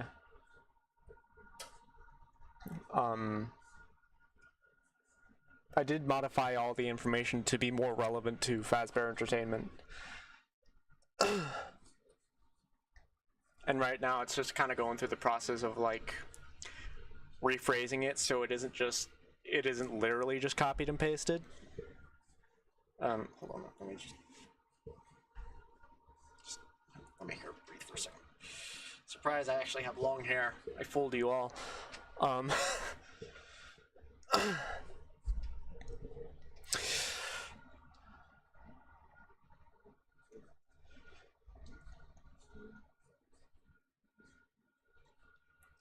But, yeah, if you ever wanted to know Fazbear Entertainment's policy on maternity leave, you can see that.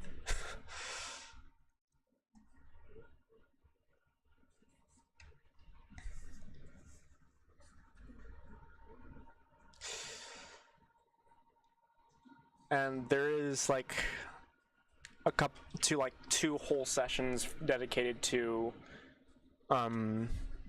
the animatronic management of, like, you know, managing them during the daytime, how the nighttime policy is arranged. Hold on, I gotta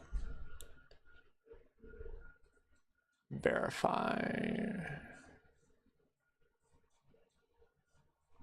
Maps logger. The verification process on my Discord server is manually managed by moderators. So like we don't have a system automated for verification. We don't get enough traffic for that.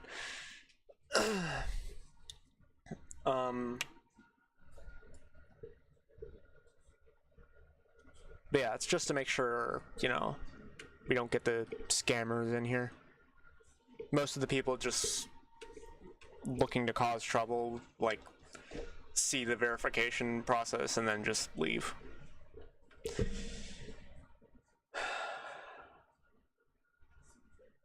But yeah, any questions about the location before we get to Freddy?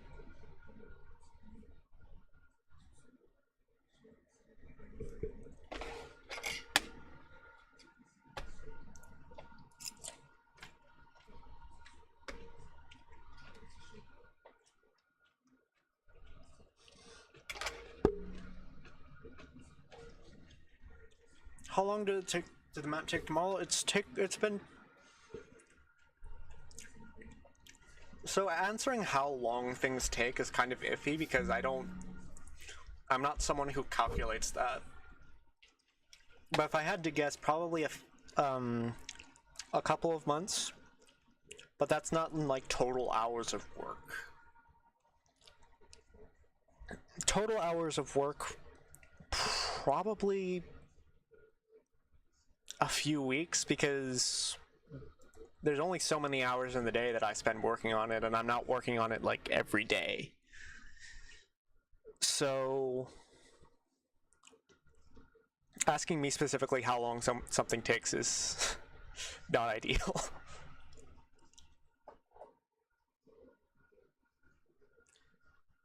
Hold on, did not.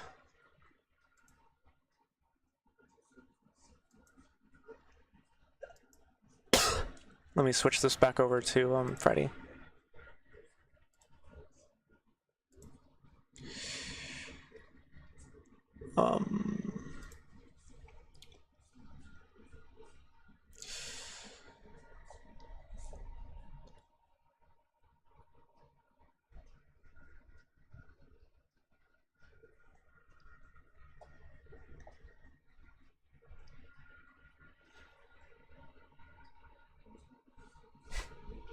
Welcome, Toy Bonnie.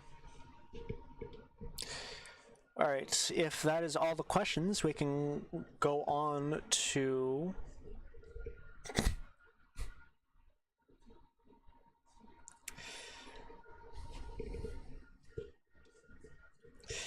You get a brownie point for that one.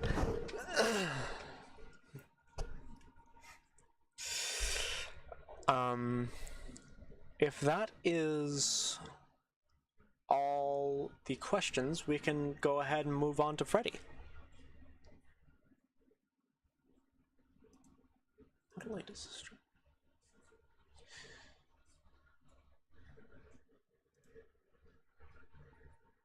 That sound good?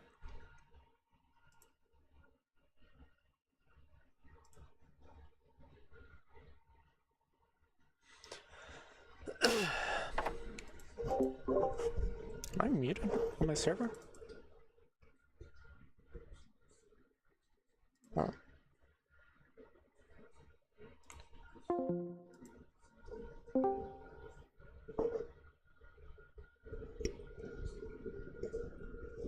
Hold on, it's okay.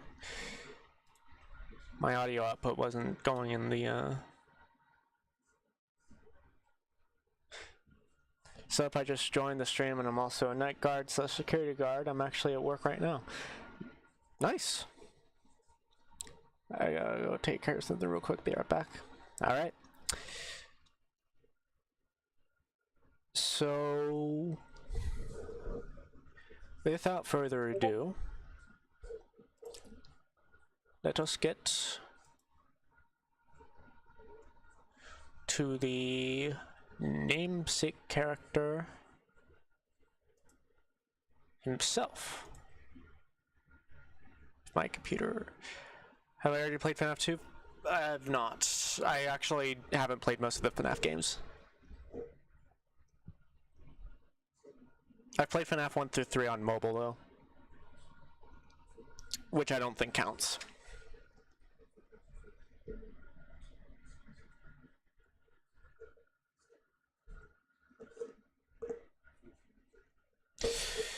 Anyway, Freddy Fazbear. I am mostly a lore nerd, basically, yeah.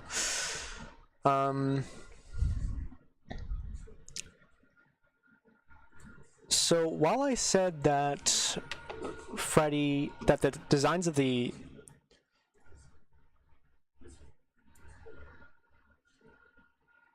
should I be drinking Mountain Dew, Red Bull, and a Monster Energy drink mixed together while watching YouTube while being a security guard? I wouldn't recommend that. As a person with a community on the internet, I would not recommend that, honestly. Literally, FNAF 3 has more lore than jump scares. I favor stories. I favor the stories.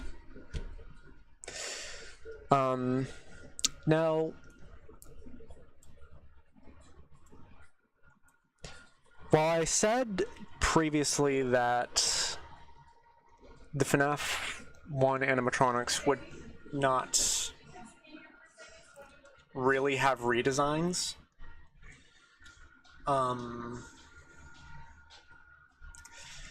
there is one key thing that will be redesigned about them, and that is having an actually functional endoskeleton. So you can see this is the typical FNAF 1 endoskeleton. Thank you for the sub toy, Bunny. My thing, also we hopefully get to showcase this if my blender decides not to crash. There we go. Actually,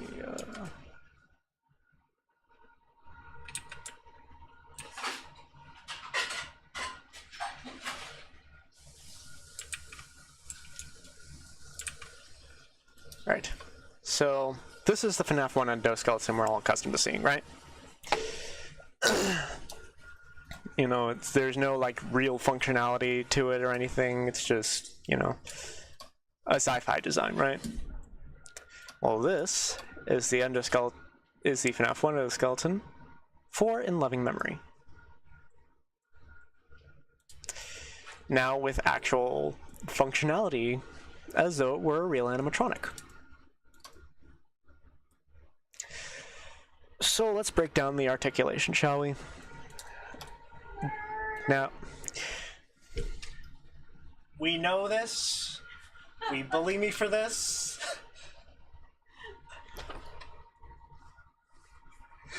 You don't have to say.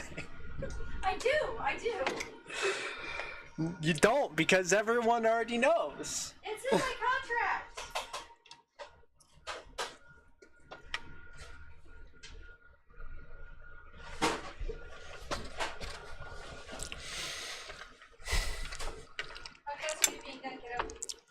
Almost. I barely made a dent to the sweet potatoes because I don't really like sweet potatoes. Could you have said that before I made dinner? Sorry. When you saw me peeling the sweet potatoes? I thought they were going to be diced. Does that make a difference? Kind of. As in you thought they were going to be roasted? Huh? So you like roasted, not mashed? Yeah. Duly noted. But really only diced. Diced is just how they're cut. Yeah. Nothing about how they're cooked. Anyway.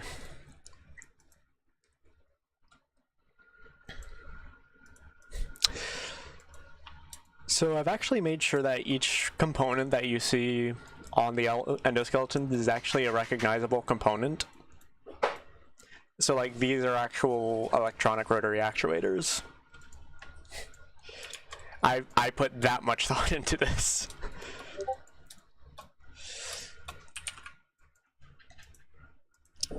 Who just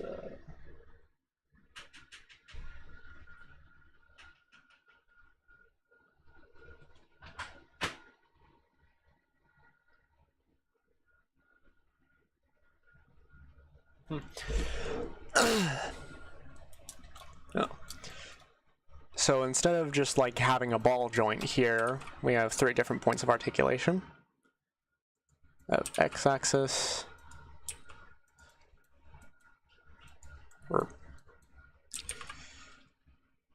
We have moving the arm down, moving the arm forward, and twisting the arm. You may notice the actuators actually. Who is there? Hi, Mabsol.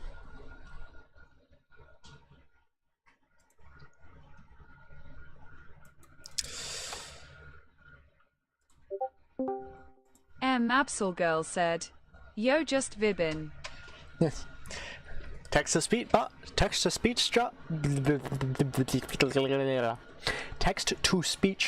is doing its thing.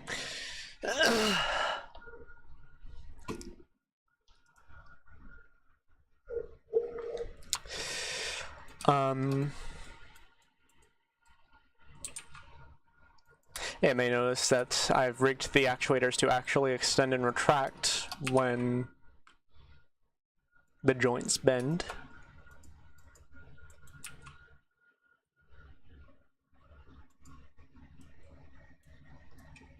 You're now drinking Dr. Pepper, Mountain Dew, Monster, and Red Bull while watching YouTube and being a security guard.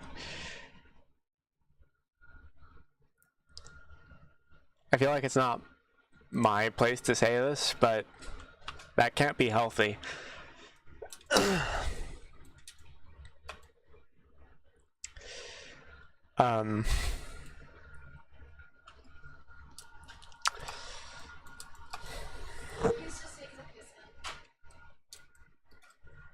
Alright. It tastes good. I'm sure.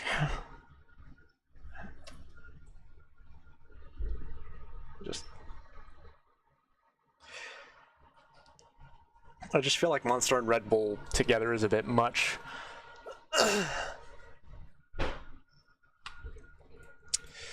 I think the torso here is probably the only part where a ball joint is actually utilized. But full hip mobility is actually required for this design. So there's that. Also, sorry, no one in Discord can see the actual stream because I'm choosing not to stream it there because I like my computer.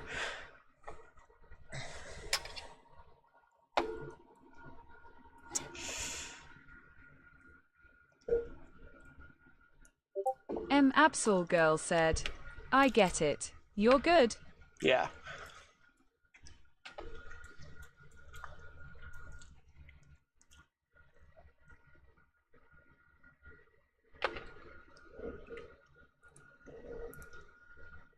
You go do that, Bolt Claw.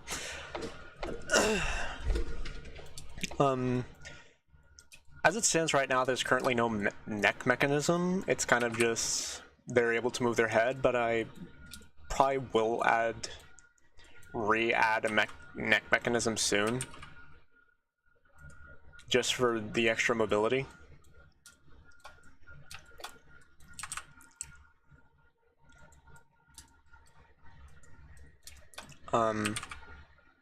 Jaw can open. One of my favorite parts is the eye mechanism. So we have mobility in all directions, and from the back you can see what makes them tick. So it's controlled through little servos.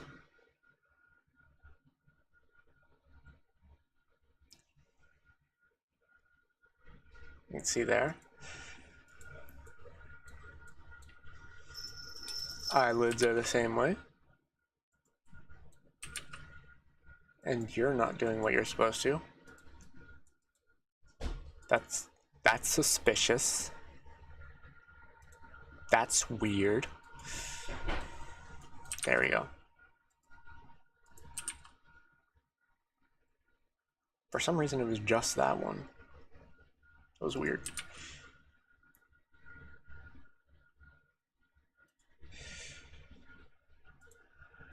Yeah. We got both upper and lower eyelids. And they can twist so that they can express a wider range of emotions.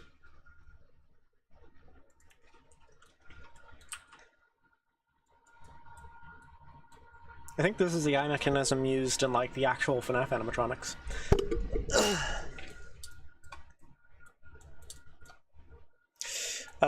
The legs and hands are not done yet because I'm still trying to find like a good foot mechanism. And there aren't many references for that because people don't make animatronics walk.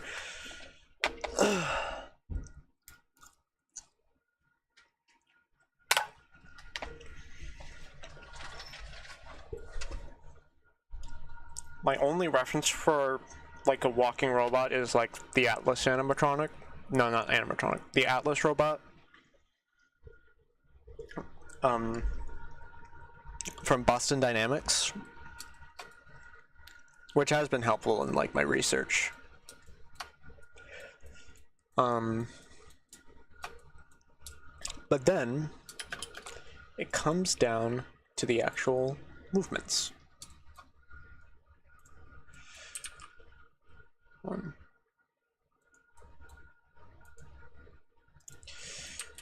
Yeah. So these won't move like your typical FNAF animatronics. Now you... Hold on, let me see if this is...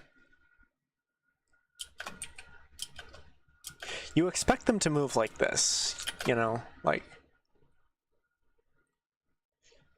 very bouncy and whatnot. You know, because that's the way we've seen animatronics move, right?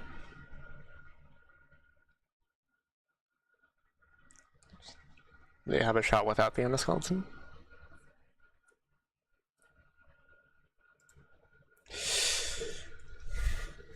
However, I feel that that would only be the case if the animatronic was pneumatically powered. Now, for those who aren't familiar with like the workings of animatronics, typical animatronics are pneumatically powered, which means they're powered by air compression.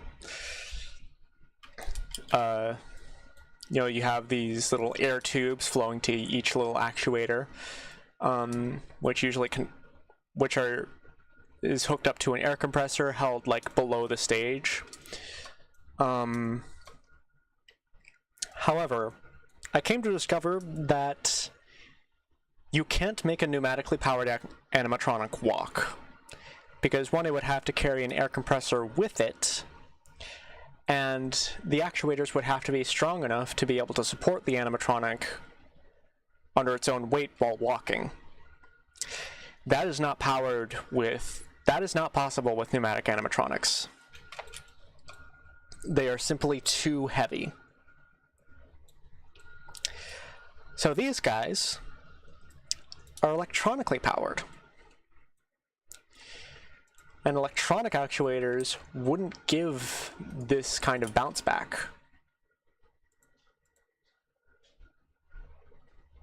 They wouldn't do this. So instead, I just clicked the wrong tab. They would move like this. Very smooth, kind of like the modern animatronics that you'd see at Disney.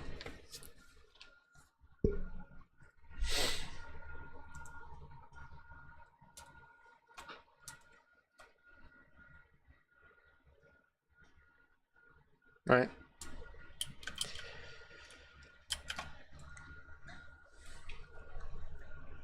Any questions about that so far?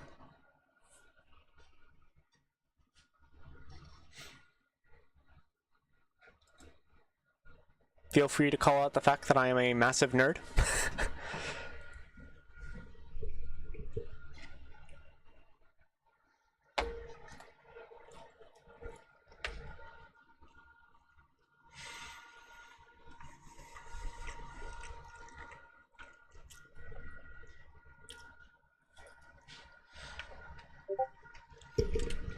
You missed the full breakdown of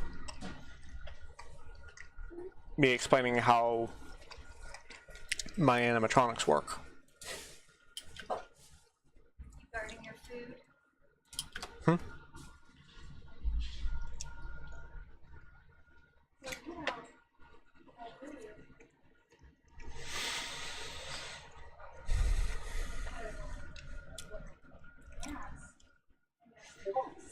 Absol Girl said, I'm calling you out for putting so much detail into how the animatronics work instead of just using ghost magic.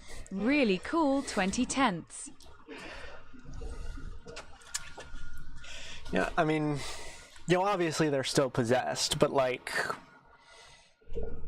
they can operate without interference from the spirits.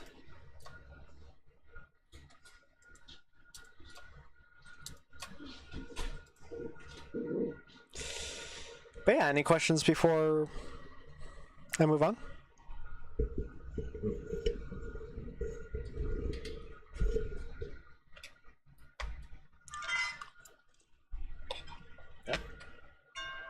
You don't have to eat the mashed potatoes. Okay.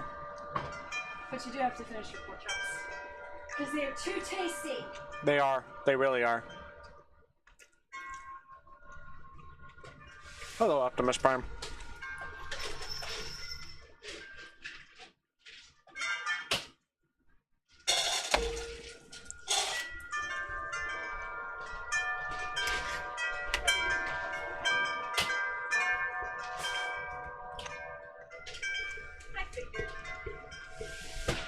Mm.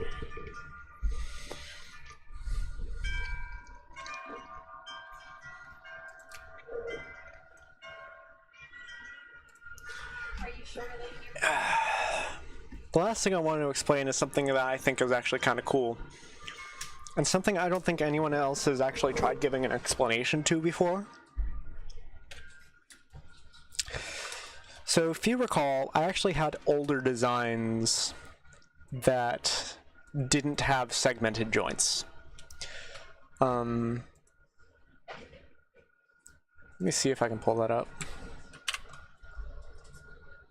If it won't, like, try and crash everything.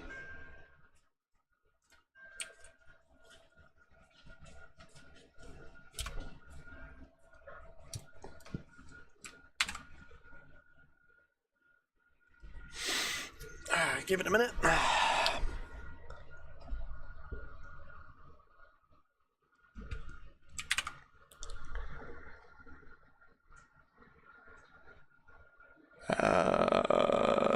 Give me a minute while I'm pulling up the file.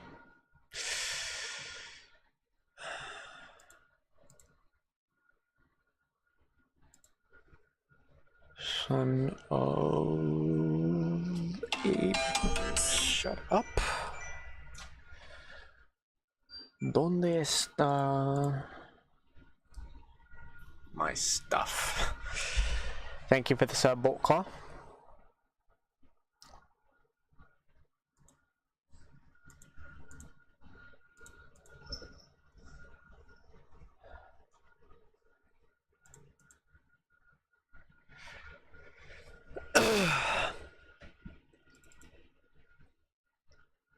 For some reason, Blender deleted like my whole bookmarks tab, so I have to go in and find all of them again.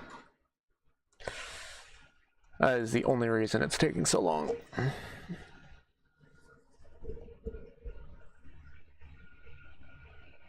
Oh, please don't lag.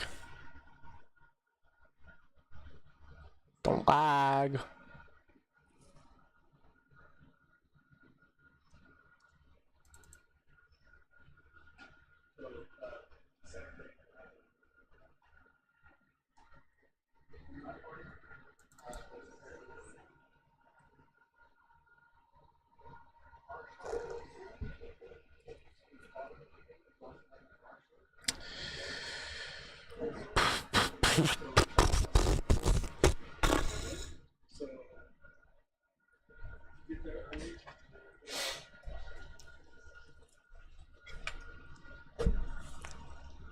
All right. I gotta wait for my file to load.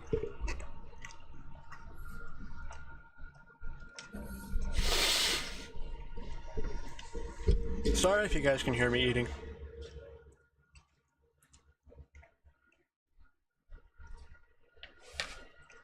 We drink. Oh, are we doing presents? It depends. Are you done? I am done. You can keep the frosting. Yeah. Happy birthday! Thank you. Now it's a theme. Yeah.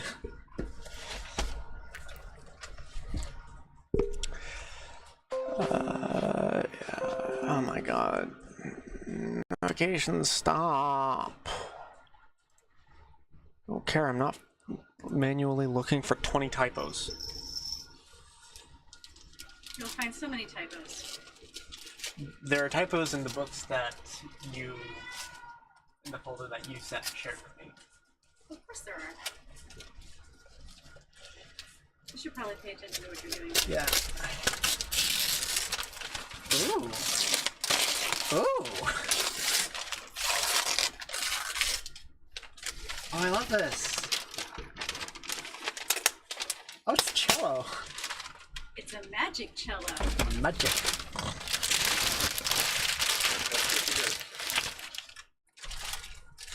You have to put it together. Yeah. Or my mom to do it. No. She likes putting those things together, so. But I'm sure he does too. You should show. Yeah. You should show your screen. How cool that is. And Rocker's a good company. There are some. Camera just yes, it will. Yes. I love that. So I would not open that up right now Yeah, I won't. because it's complicated. But Rocker's a really good company. Second to U-Gears, which is the best of those companies. But Rocker's pretty good. My musical robot was made by Rocker. Yeah. I feel like all of your stuff was made by. It was not. Most of my really good stuff was made by U-Gears. Yeah.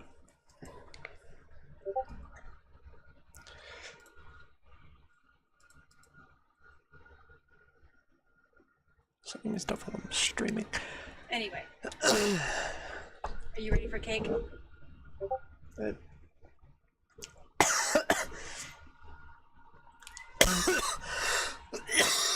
Would you like a drink first? I mean, I would like a drink, but like a crumb got stuck in the back of my throat.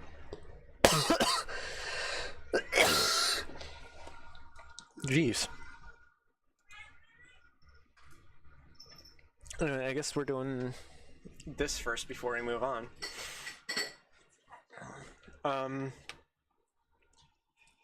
Any questions thus far about any of my designs?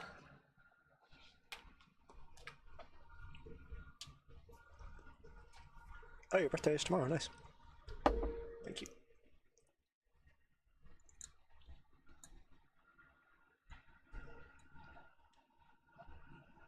Not doing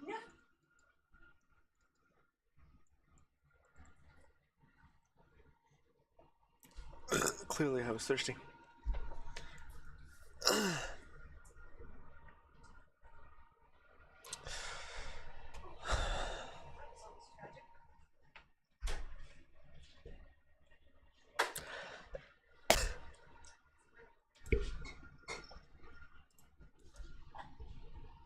Now, don't go everyone leaving while I'm before the cake comes. That's like the best part.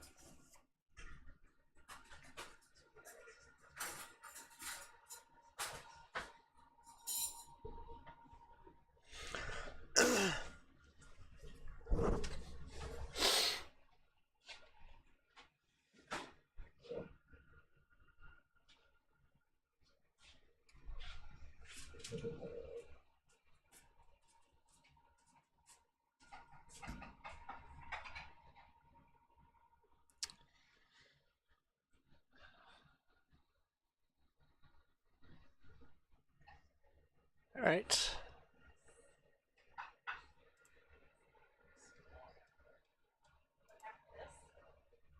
You sure glass shattering? That was not glass shattering.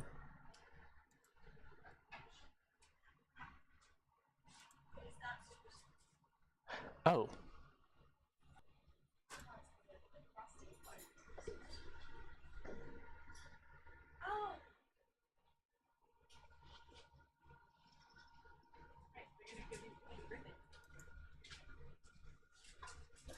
Right. Stop what you're doing. Happy birthday to you. Happy birthday to you. Happy birthday, dear Roux. Happy birthday to you. I almost added Roux36 Productions, but that was a little silly. I can't believe you're a grown-ass adult. Mm-hmm. Get a job.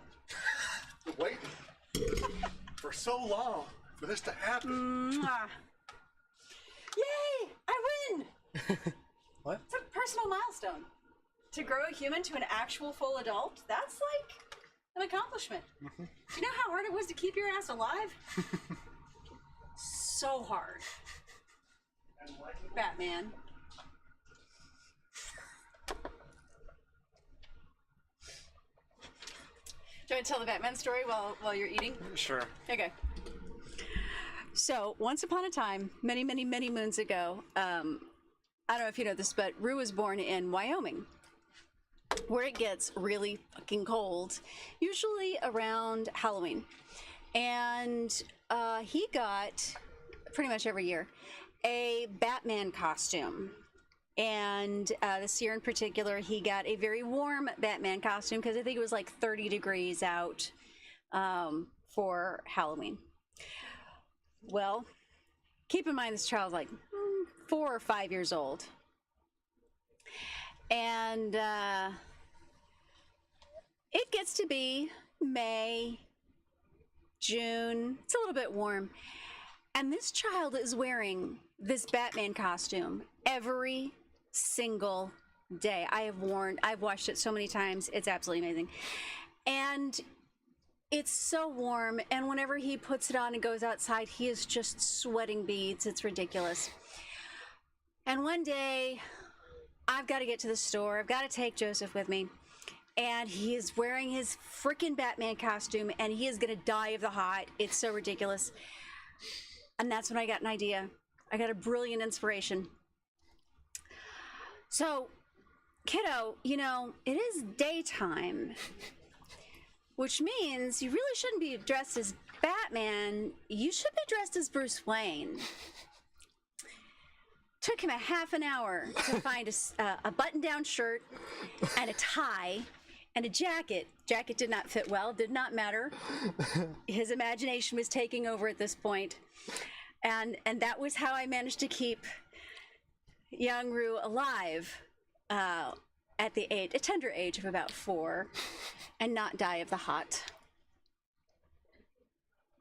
And now I am banned from ever being Batman for Halloween again. That was kind of a standing family that's already been a rule. Huh? It was already a rule. Yeah. However, the experience of putting on the tie and the outfit and the jacket and stuff laid the foundation for his deep love of Doctor Who costumes. Yes, it did. It absolutely did. Which you do very, very well. Yeah. And, you know, I kind of like it, you know. It's not, you know, my most favorite thing in the world. You know, it's a pretty okay franchise. Like, you know, it's I think it's fine. It's pretty moderately. Happy birthday, sweetheart. Pretty moderately okay. Thanks.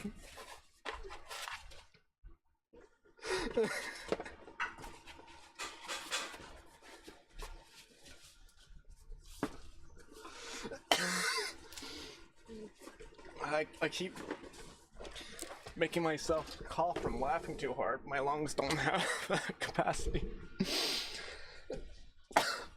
And yes, I had the Fez on standby.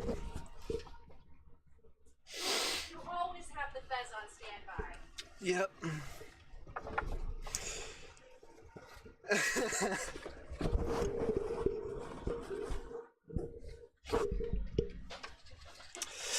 Anyway.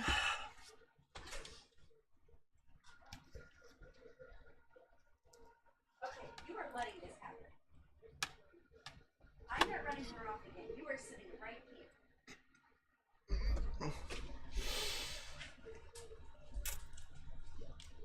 That's my birthday. Warrior cats. When did I mention warrior cats?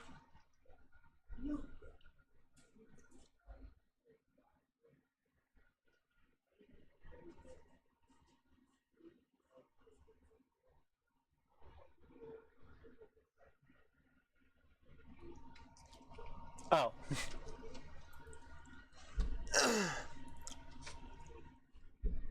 I see what's happening though. How is what?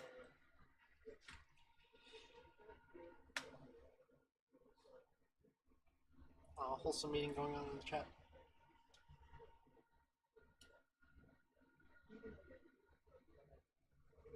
How is Frederick Theodore Fasington III? I don't know about the third. Anyway, to continue with the In Loving Memory breakdown, this is my old design of Freddy. You can see it does without the segmented joints. What's going on here? Ah, member joined. Remember to go through the proper verification process. It's not healthy for you. Anyway.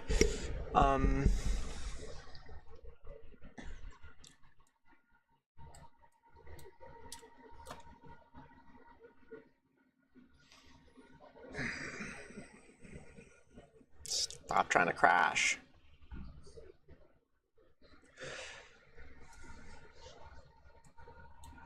But yeah, most FNAF redesigns tend to go for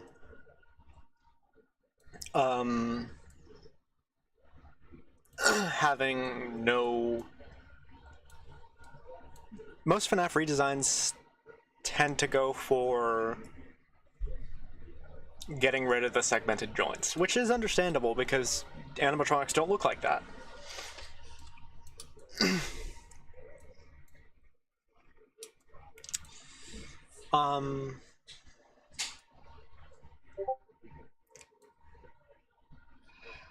However, okay, I will say this on camera, just so that everyone knows. When I say password for the verification process in the Discord server, I do not mean your Discord password. Do not put your Discord password in the verification channel. I mean that from the bottom of my heart. Do not do it.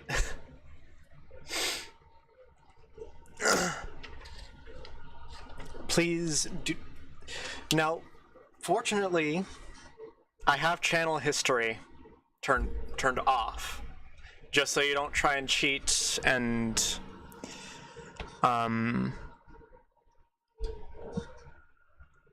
just so you don't try and cheat and look at how everyone else does it without, you know.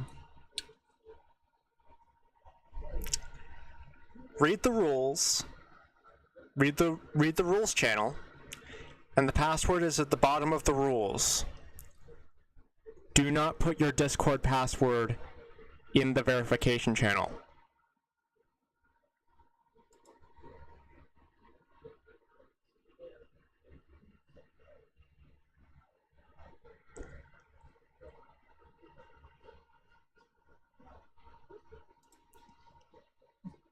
Also, don't put it in the chat. That's even worse.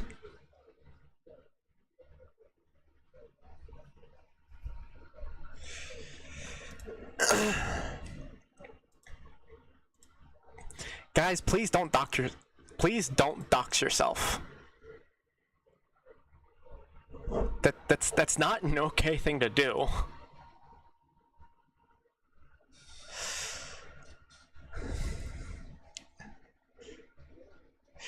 It's not a matter of having fun. This is an internet safety issue. Do not put your password anywhere public.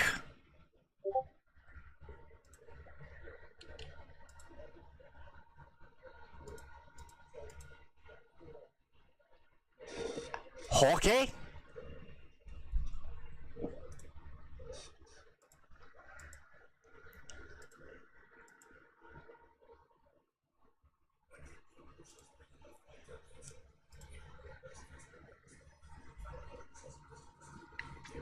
Now, I have to reply to this person.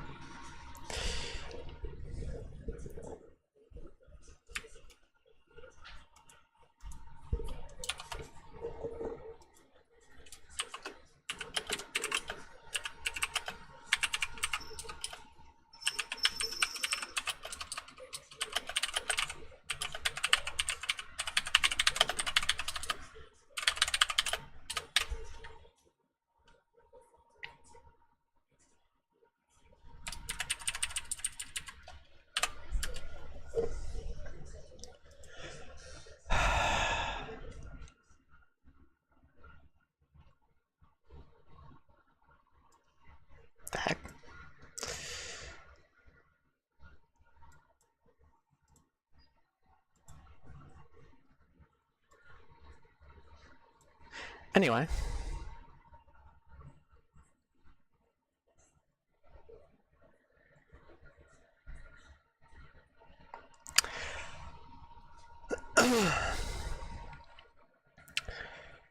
Do I have a general chat in Discord to share pictures and stuff? I do.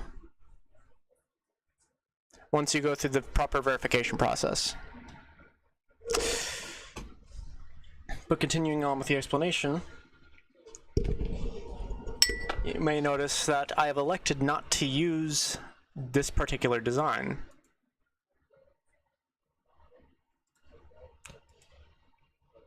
And I've instead opted to return to the segmented joints.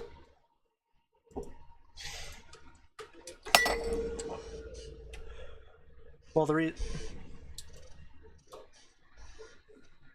you're gonna do that. Well, the reason that I've brought the segmented joints back is because I've done something that I don't think a lot of other FNAF designers have done, and that's given them an actual explanation for existing. Bye, Bolt Claw.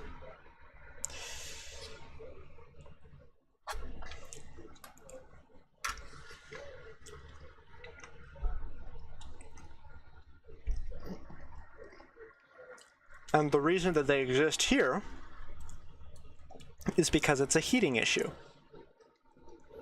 Now, I tend to think that pneumatic animatronics don't have to worry about heat because, you know, they're powered by air.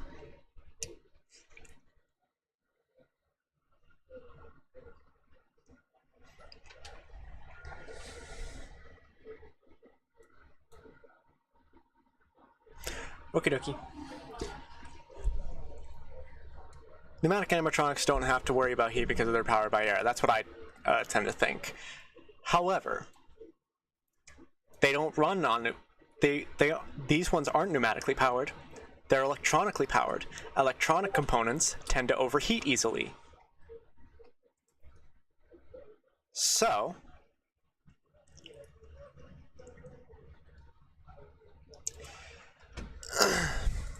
the segmented joints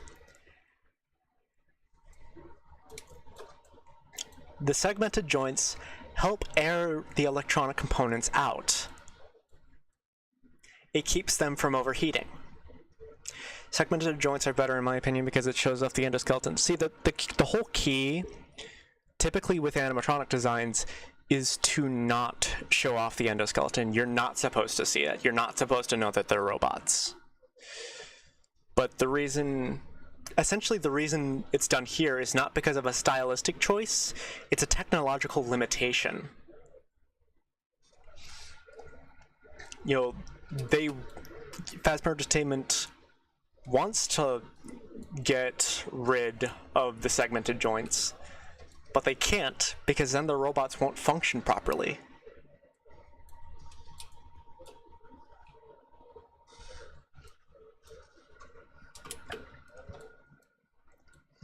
And so, that is the reason for the existence of the segmented joints.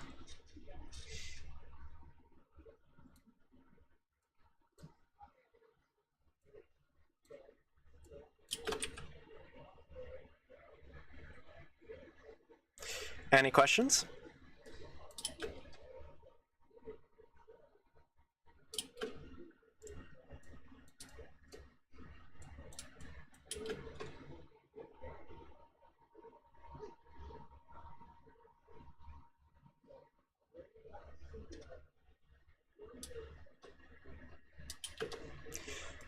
Also, just as a little, you know, extra tidbit.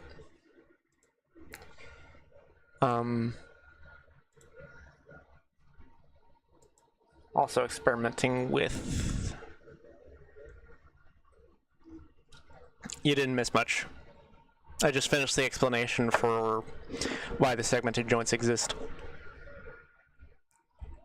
And hopefully my Blender doesn't crash. That would be unfortunate.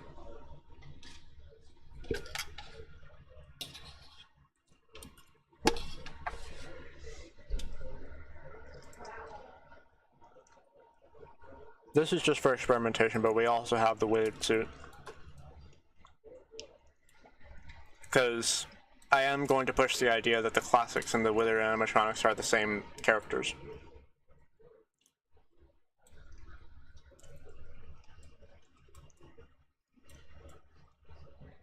By essentially making them the same.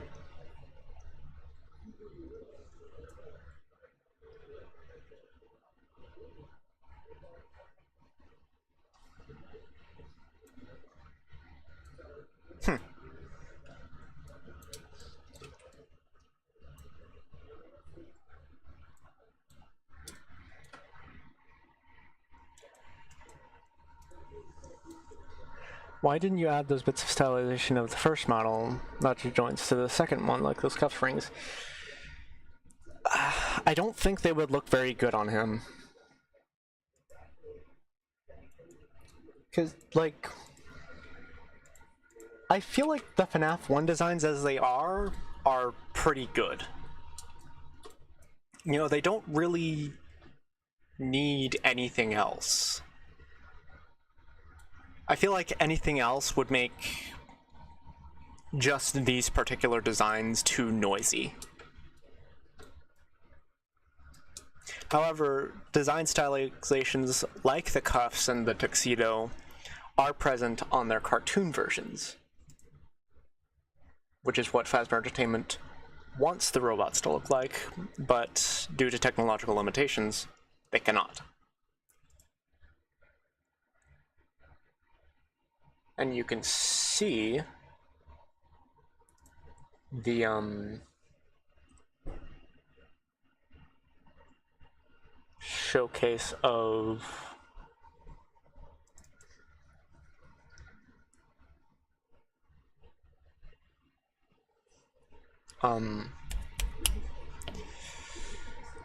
their, let me find what I'm saying. You can kind of see their cartoon designs in the thumbnail.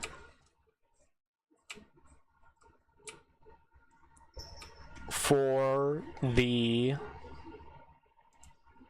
10th anniversary video.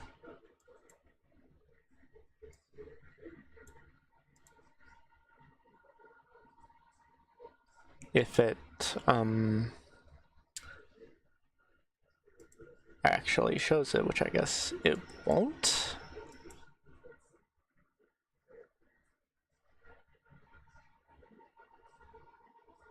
Alright, fine, I guess. Screw off.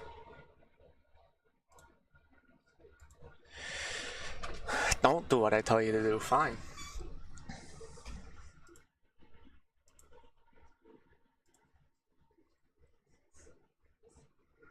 Guess I'll show you a different way. If Blender doesn't crash.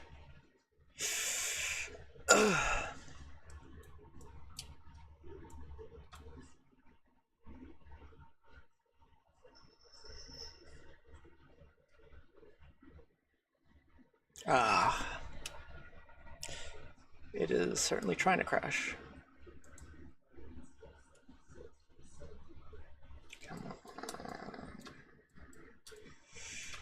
Come on, be normal. Be normal.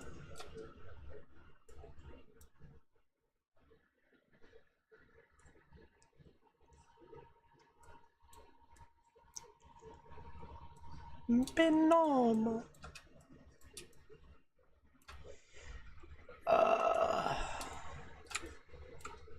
Hold on.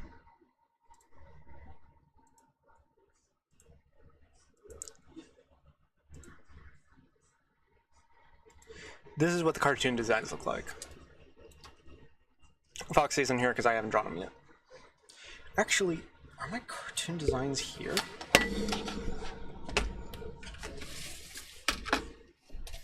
I brought this out just in case anyone wanted to ask about, like, Freddy and Friends.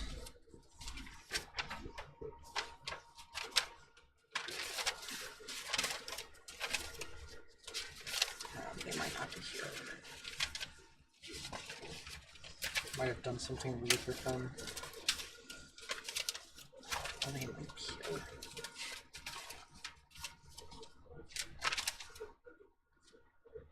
You know what? They're not here. They're in my sketchbook. Hold on. I'll be right back.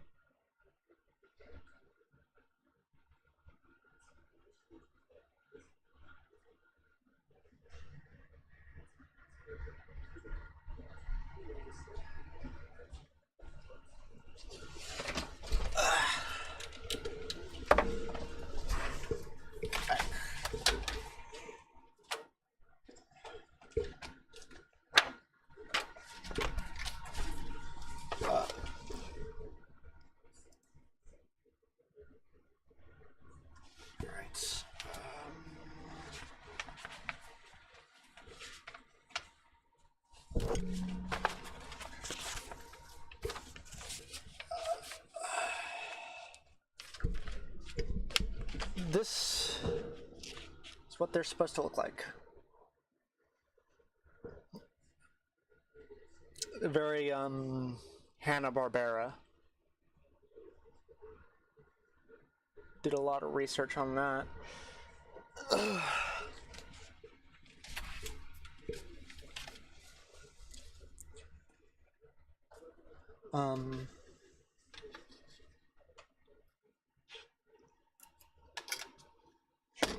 Food on my drawing. That was actually a little piece I drew for the Freddy and Friends Tumblr back when that was still the main Tumblr. It had a different signature because the cartoonist in the Freddy and Friends / In Loving Memory universe is a character called Bethany Stevenson. With the help of Henry, those two created the designs of the Fazbear animatronics. Your birthday is tomorrow? Nice.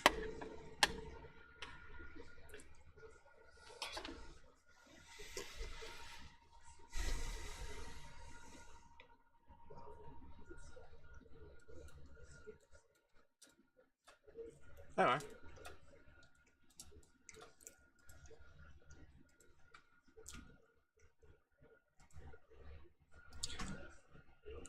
Does anyone have any other questions for In Loving Memory as a whole? And actually show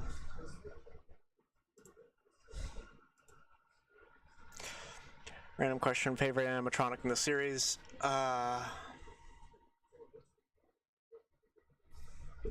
Favorite animatronic? Freddy.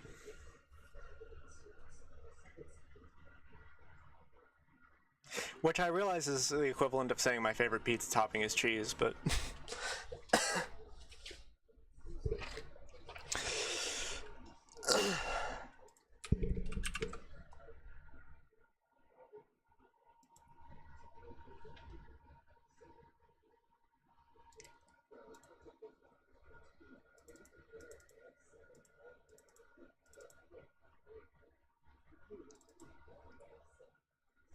You like Withered Freddy? Nice. Absol Girl said, "Can't go wrong with a classic." That's my exact reasoning. I just like his design the best. I will also be voicing Freddy in the series.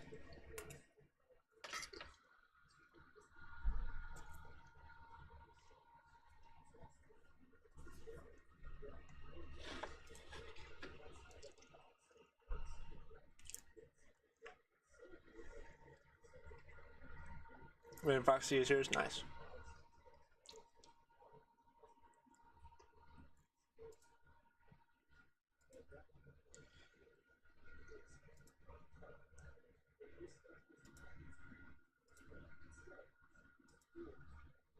Withered Foxy is a good choice.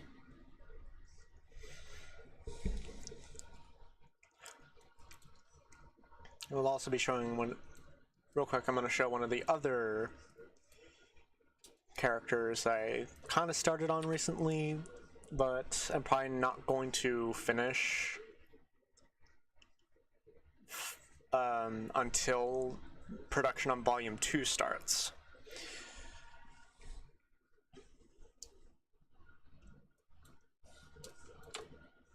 But that is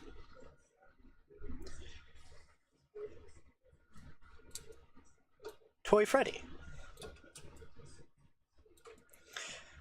who I'm taking a different approach to as from his canon counterpart.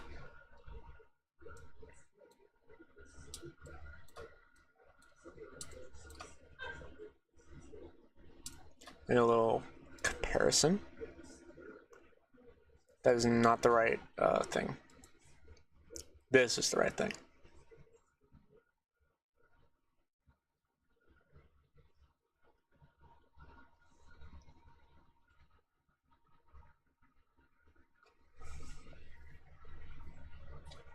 Yeah.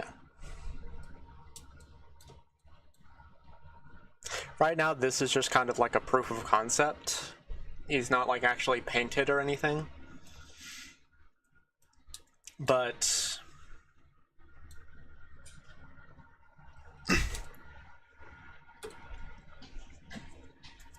it will be happening. This is just like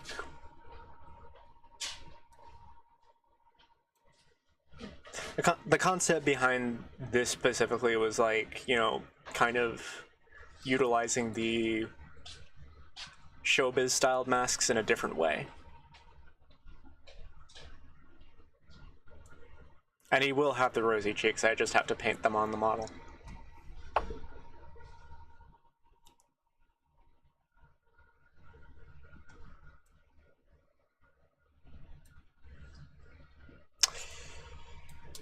But yeah, that's basically it.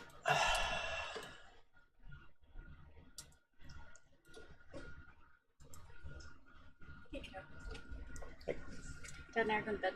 Alright. But I will still be monitoring the chat. Alright. So you guys behave yourselves. And please don't dox yourselves. Happy birthday, baby. Happy birthday to me. Why did I say happy birthday? I don't know why I said happy. Why did I say happy birthday? I'm happy it's your birthday. You're happy that I'm happy it's your birthday? Sure, let's go with that. Alright, baby.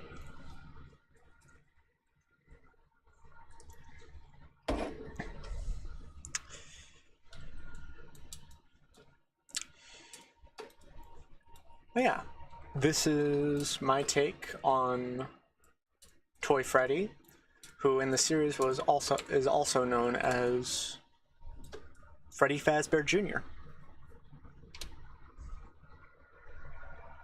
Or also Junior Freddy. Okie dokie. So that's basically all I have to show so far for In Loving Memory.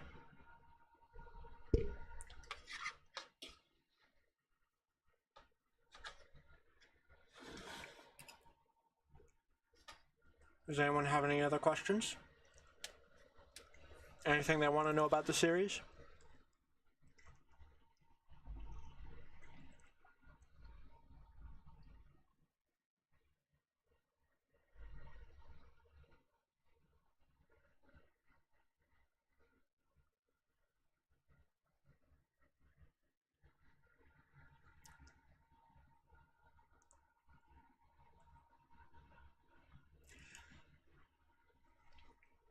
What kind of tone am I going for?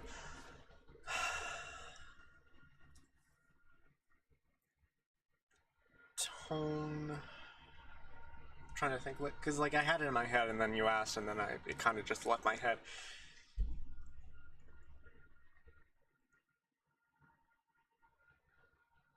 You can, in fact, show me a pic of what you've made so far, but oh, someone. Yeah. Hold on. I have to check the.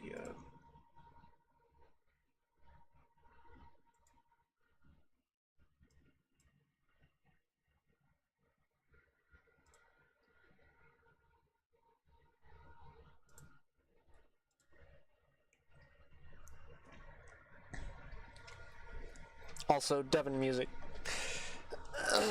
I assume it is you who joined the Discord server.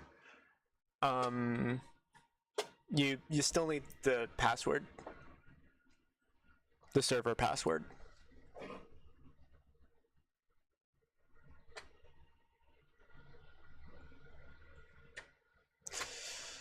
But in terms of tone, it is a little older than FNAF's target demographic. It's going to deal with a lot of grown-up topics.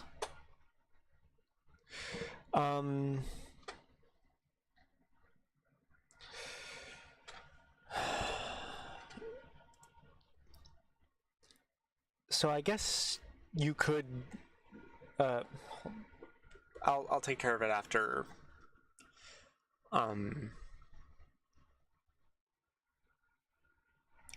The stream's over.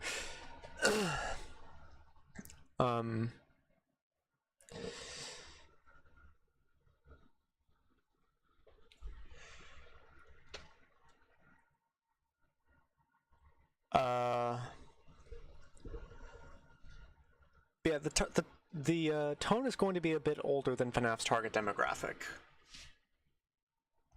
It's essentially going to be dealing with quite a lot of grown-up topics. Mike especially has some very, like, realistic trauma. Mostly family-related. He's not related to William. I want to clarify that. There's no Michael Afton in this series.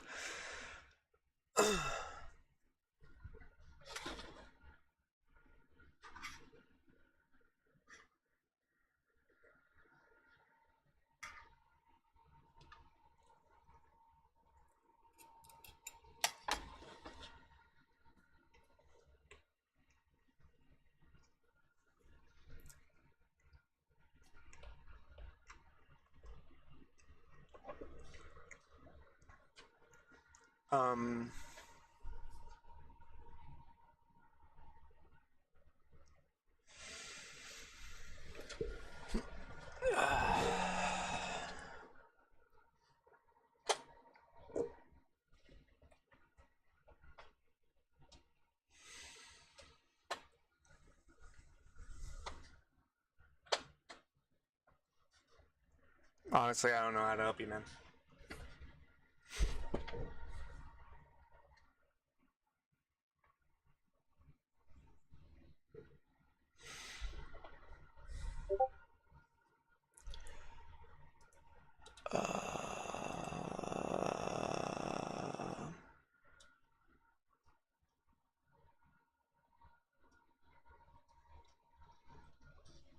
remember for people trying to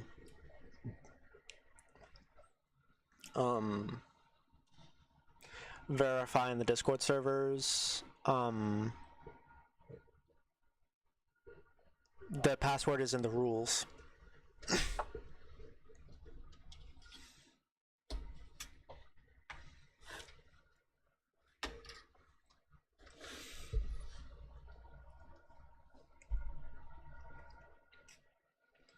Any other questions?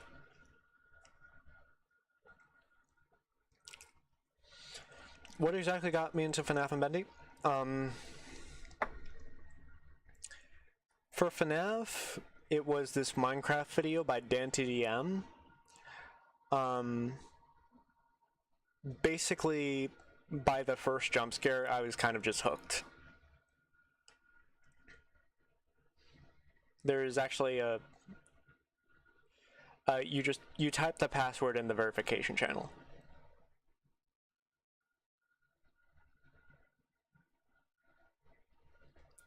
Yeah, DanTDM.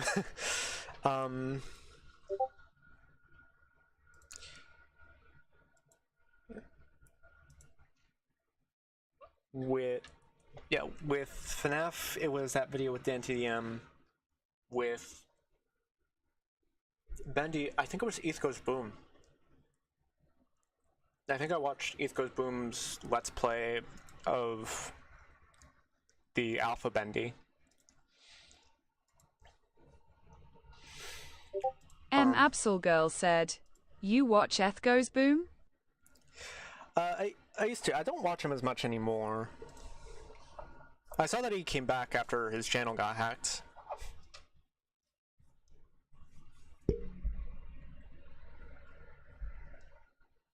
But yeah. In fact, his Freddy actually used to be my headcanon voice for Freddy before I found out that I could actually do a pretty good Freddy myself.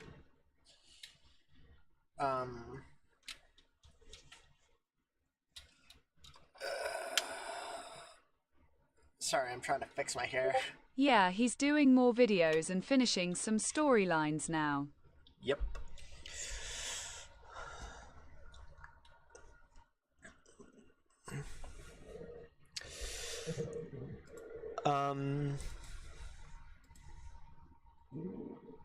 By the way, Freddy in Loving Memory is gonna sound a little like this, sort of foghorn leghorn style.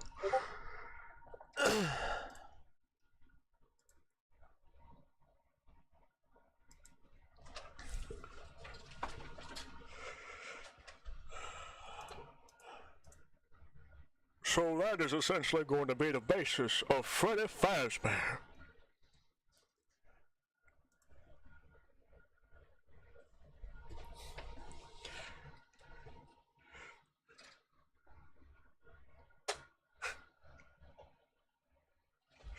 And in true ETH Goes... He sounds like a cowboy lol. And in true ETH Goes Boom fashion, his signature catchphrase is, "Well, hello everyone, I'm Freddy Fazbear and I'd like to welcome you all to Freddy Fazbear's Pizzeria."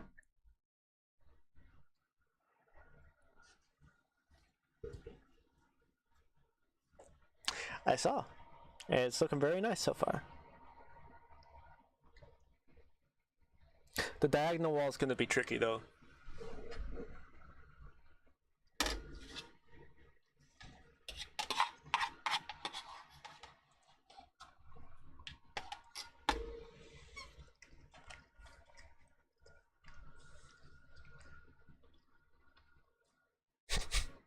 That sound drunk when I do that? It's not my best right now. It's like...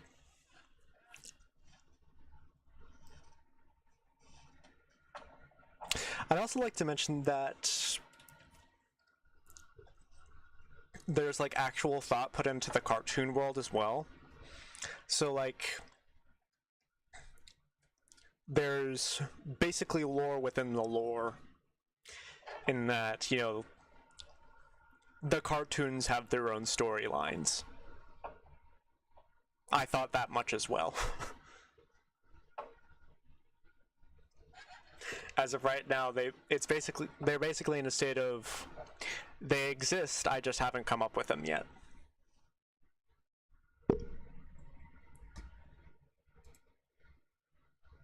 What I do know about them, though, is that Foxy the Pirate canonically said the F word on the pirate stage on October 13th. That's canon. I thought you guys should know that the true tragedy of the FNAF timeline did in fact happen in loving memory. Absol Girl said, "Oh no, the poor children and parents." Yeah, it was truly a harrowing day for Freddy Fazbear's Pizza. I already have a voice actor for Foxy.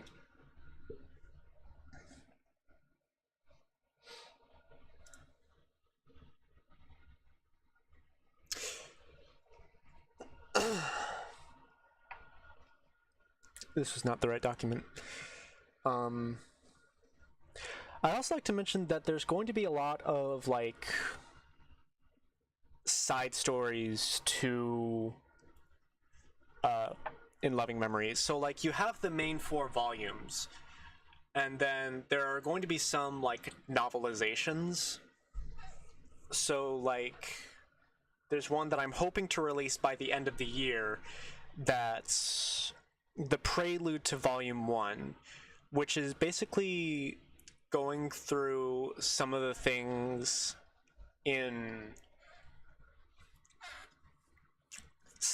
that happen in the movie, but you kind of see how they're different in this more realistic setting.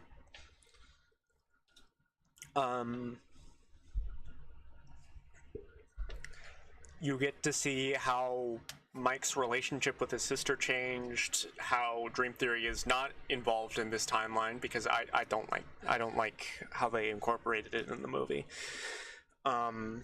It just held so much back.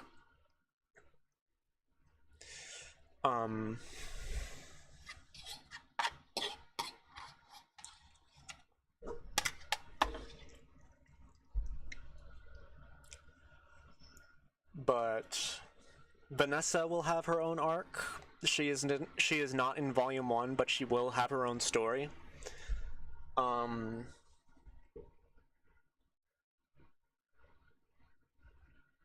hope to tell the story of Silvereyes in some form or another. If not, it will be implied that it happened.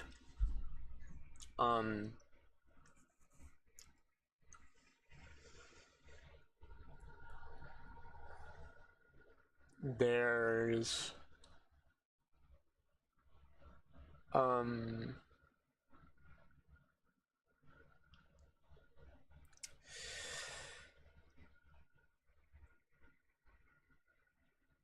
there's some form of Into the Pit. It probably won't be how you expect, but it kind of exists.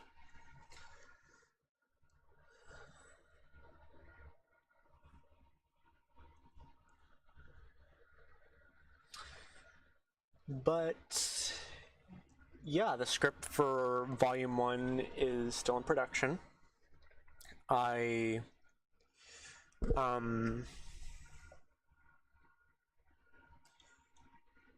will actually be re-uploading the interview scene that is currently up on YouTube, because I felt the dialogue in that was too expositional, and also the story has changed since then. So it fell over. The story has changed since I've uploaded that first video, so to avoid any confusion, I'm going to be uploading a new version with the updated lore.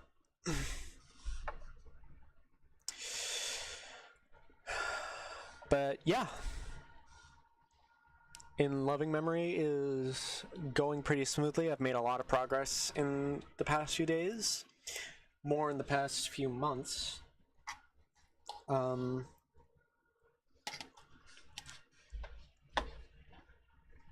And I hope to get a full episode out soon.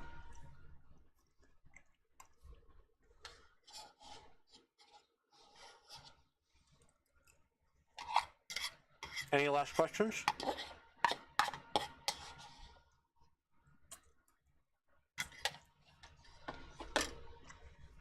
Bye, Devin.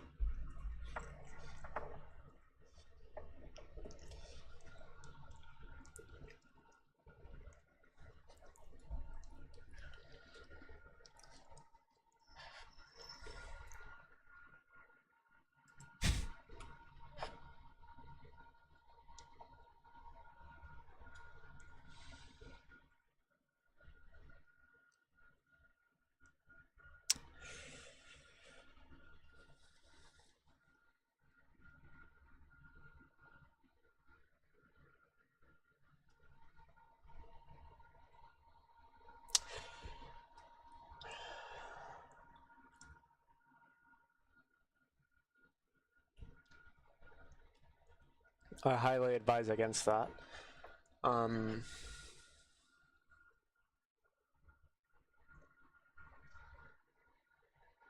Yeah.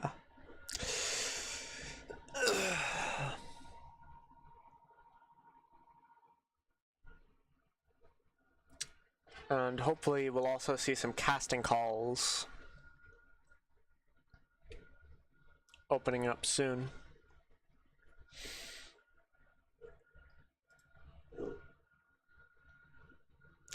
Any questions before I close out the stream?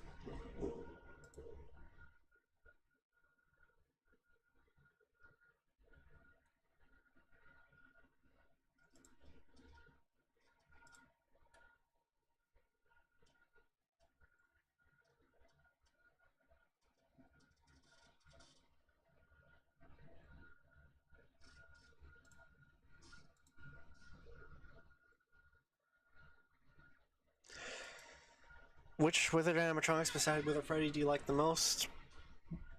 Withered Bonnie is a pretty base design. I'm actually kind of excited to see how he'll come through in loving memory.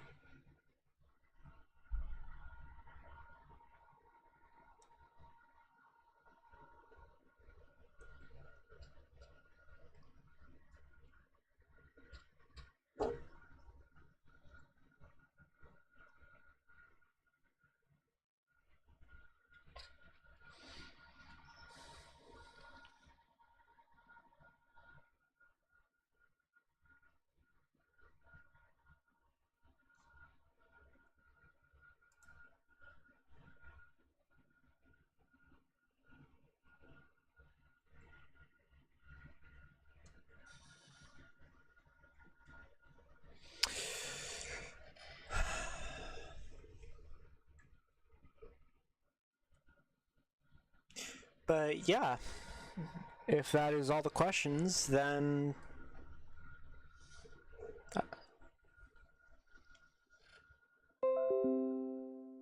yeah. If you really want to see Foxy swearing, you should make you swear, which again is or something.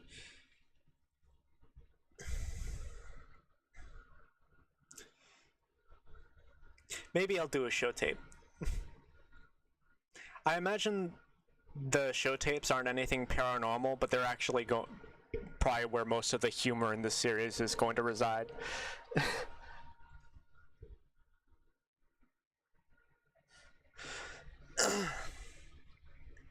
Since I've kind of changed it to where instead of full-on musicians, they're actually comedians.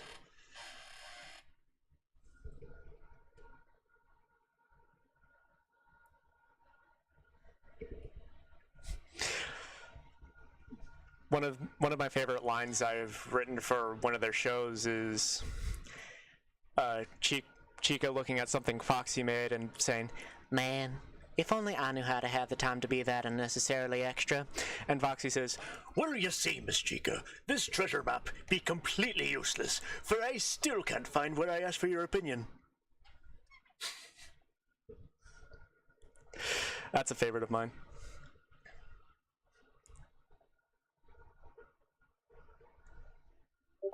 Absol Girl said, Ixt.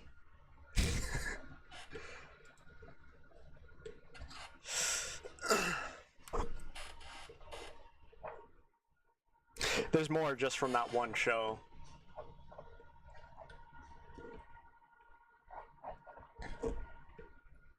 Hopefully I can do a version that's not mostly plagiarized lines from things that I've already watched.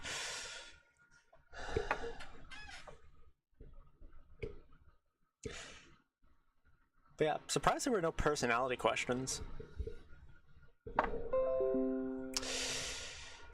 But anyway, we can save those questions for later. Thank you all for coming to the stream. This is fun. I really want to do more talk streams. I like just talking about things.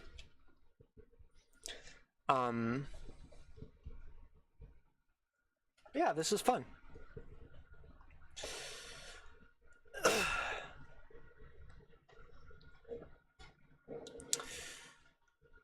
Anyway, it's also just me now realizing that I forgot to do a proper introduction for the stream. I don't think anything in the stream happened in the order that I wanted it to. But,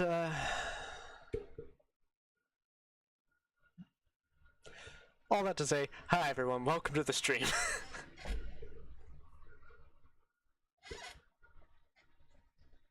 I didn't say that once during the entire stream. But, now that being said, that is all for this time. If you enjoyed this stream, leave a like, comment, and subscribe if you haven't already, and I will see you in the next stream or video and beyond. Bye! Get some buys in the chat.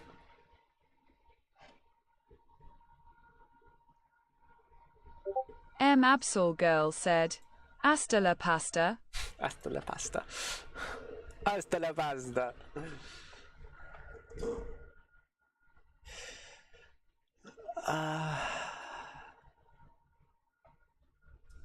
Mom says bye. Bye, everyone.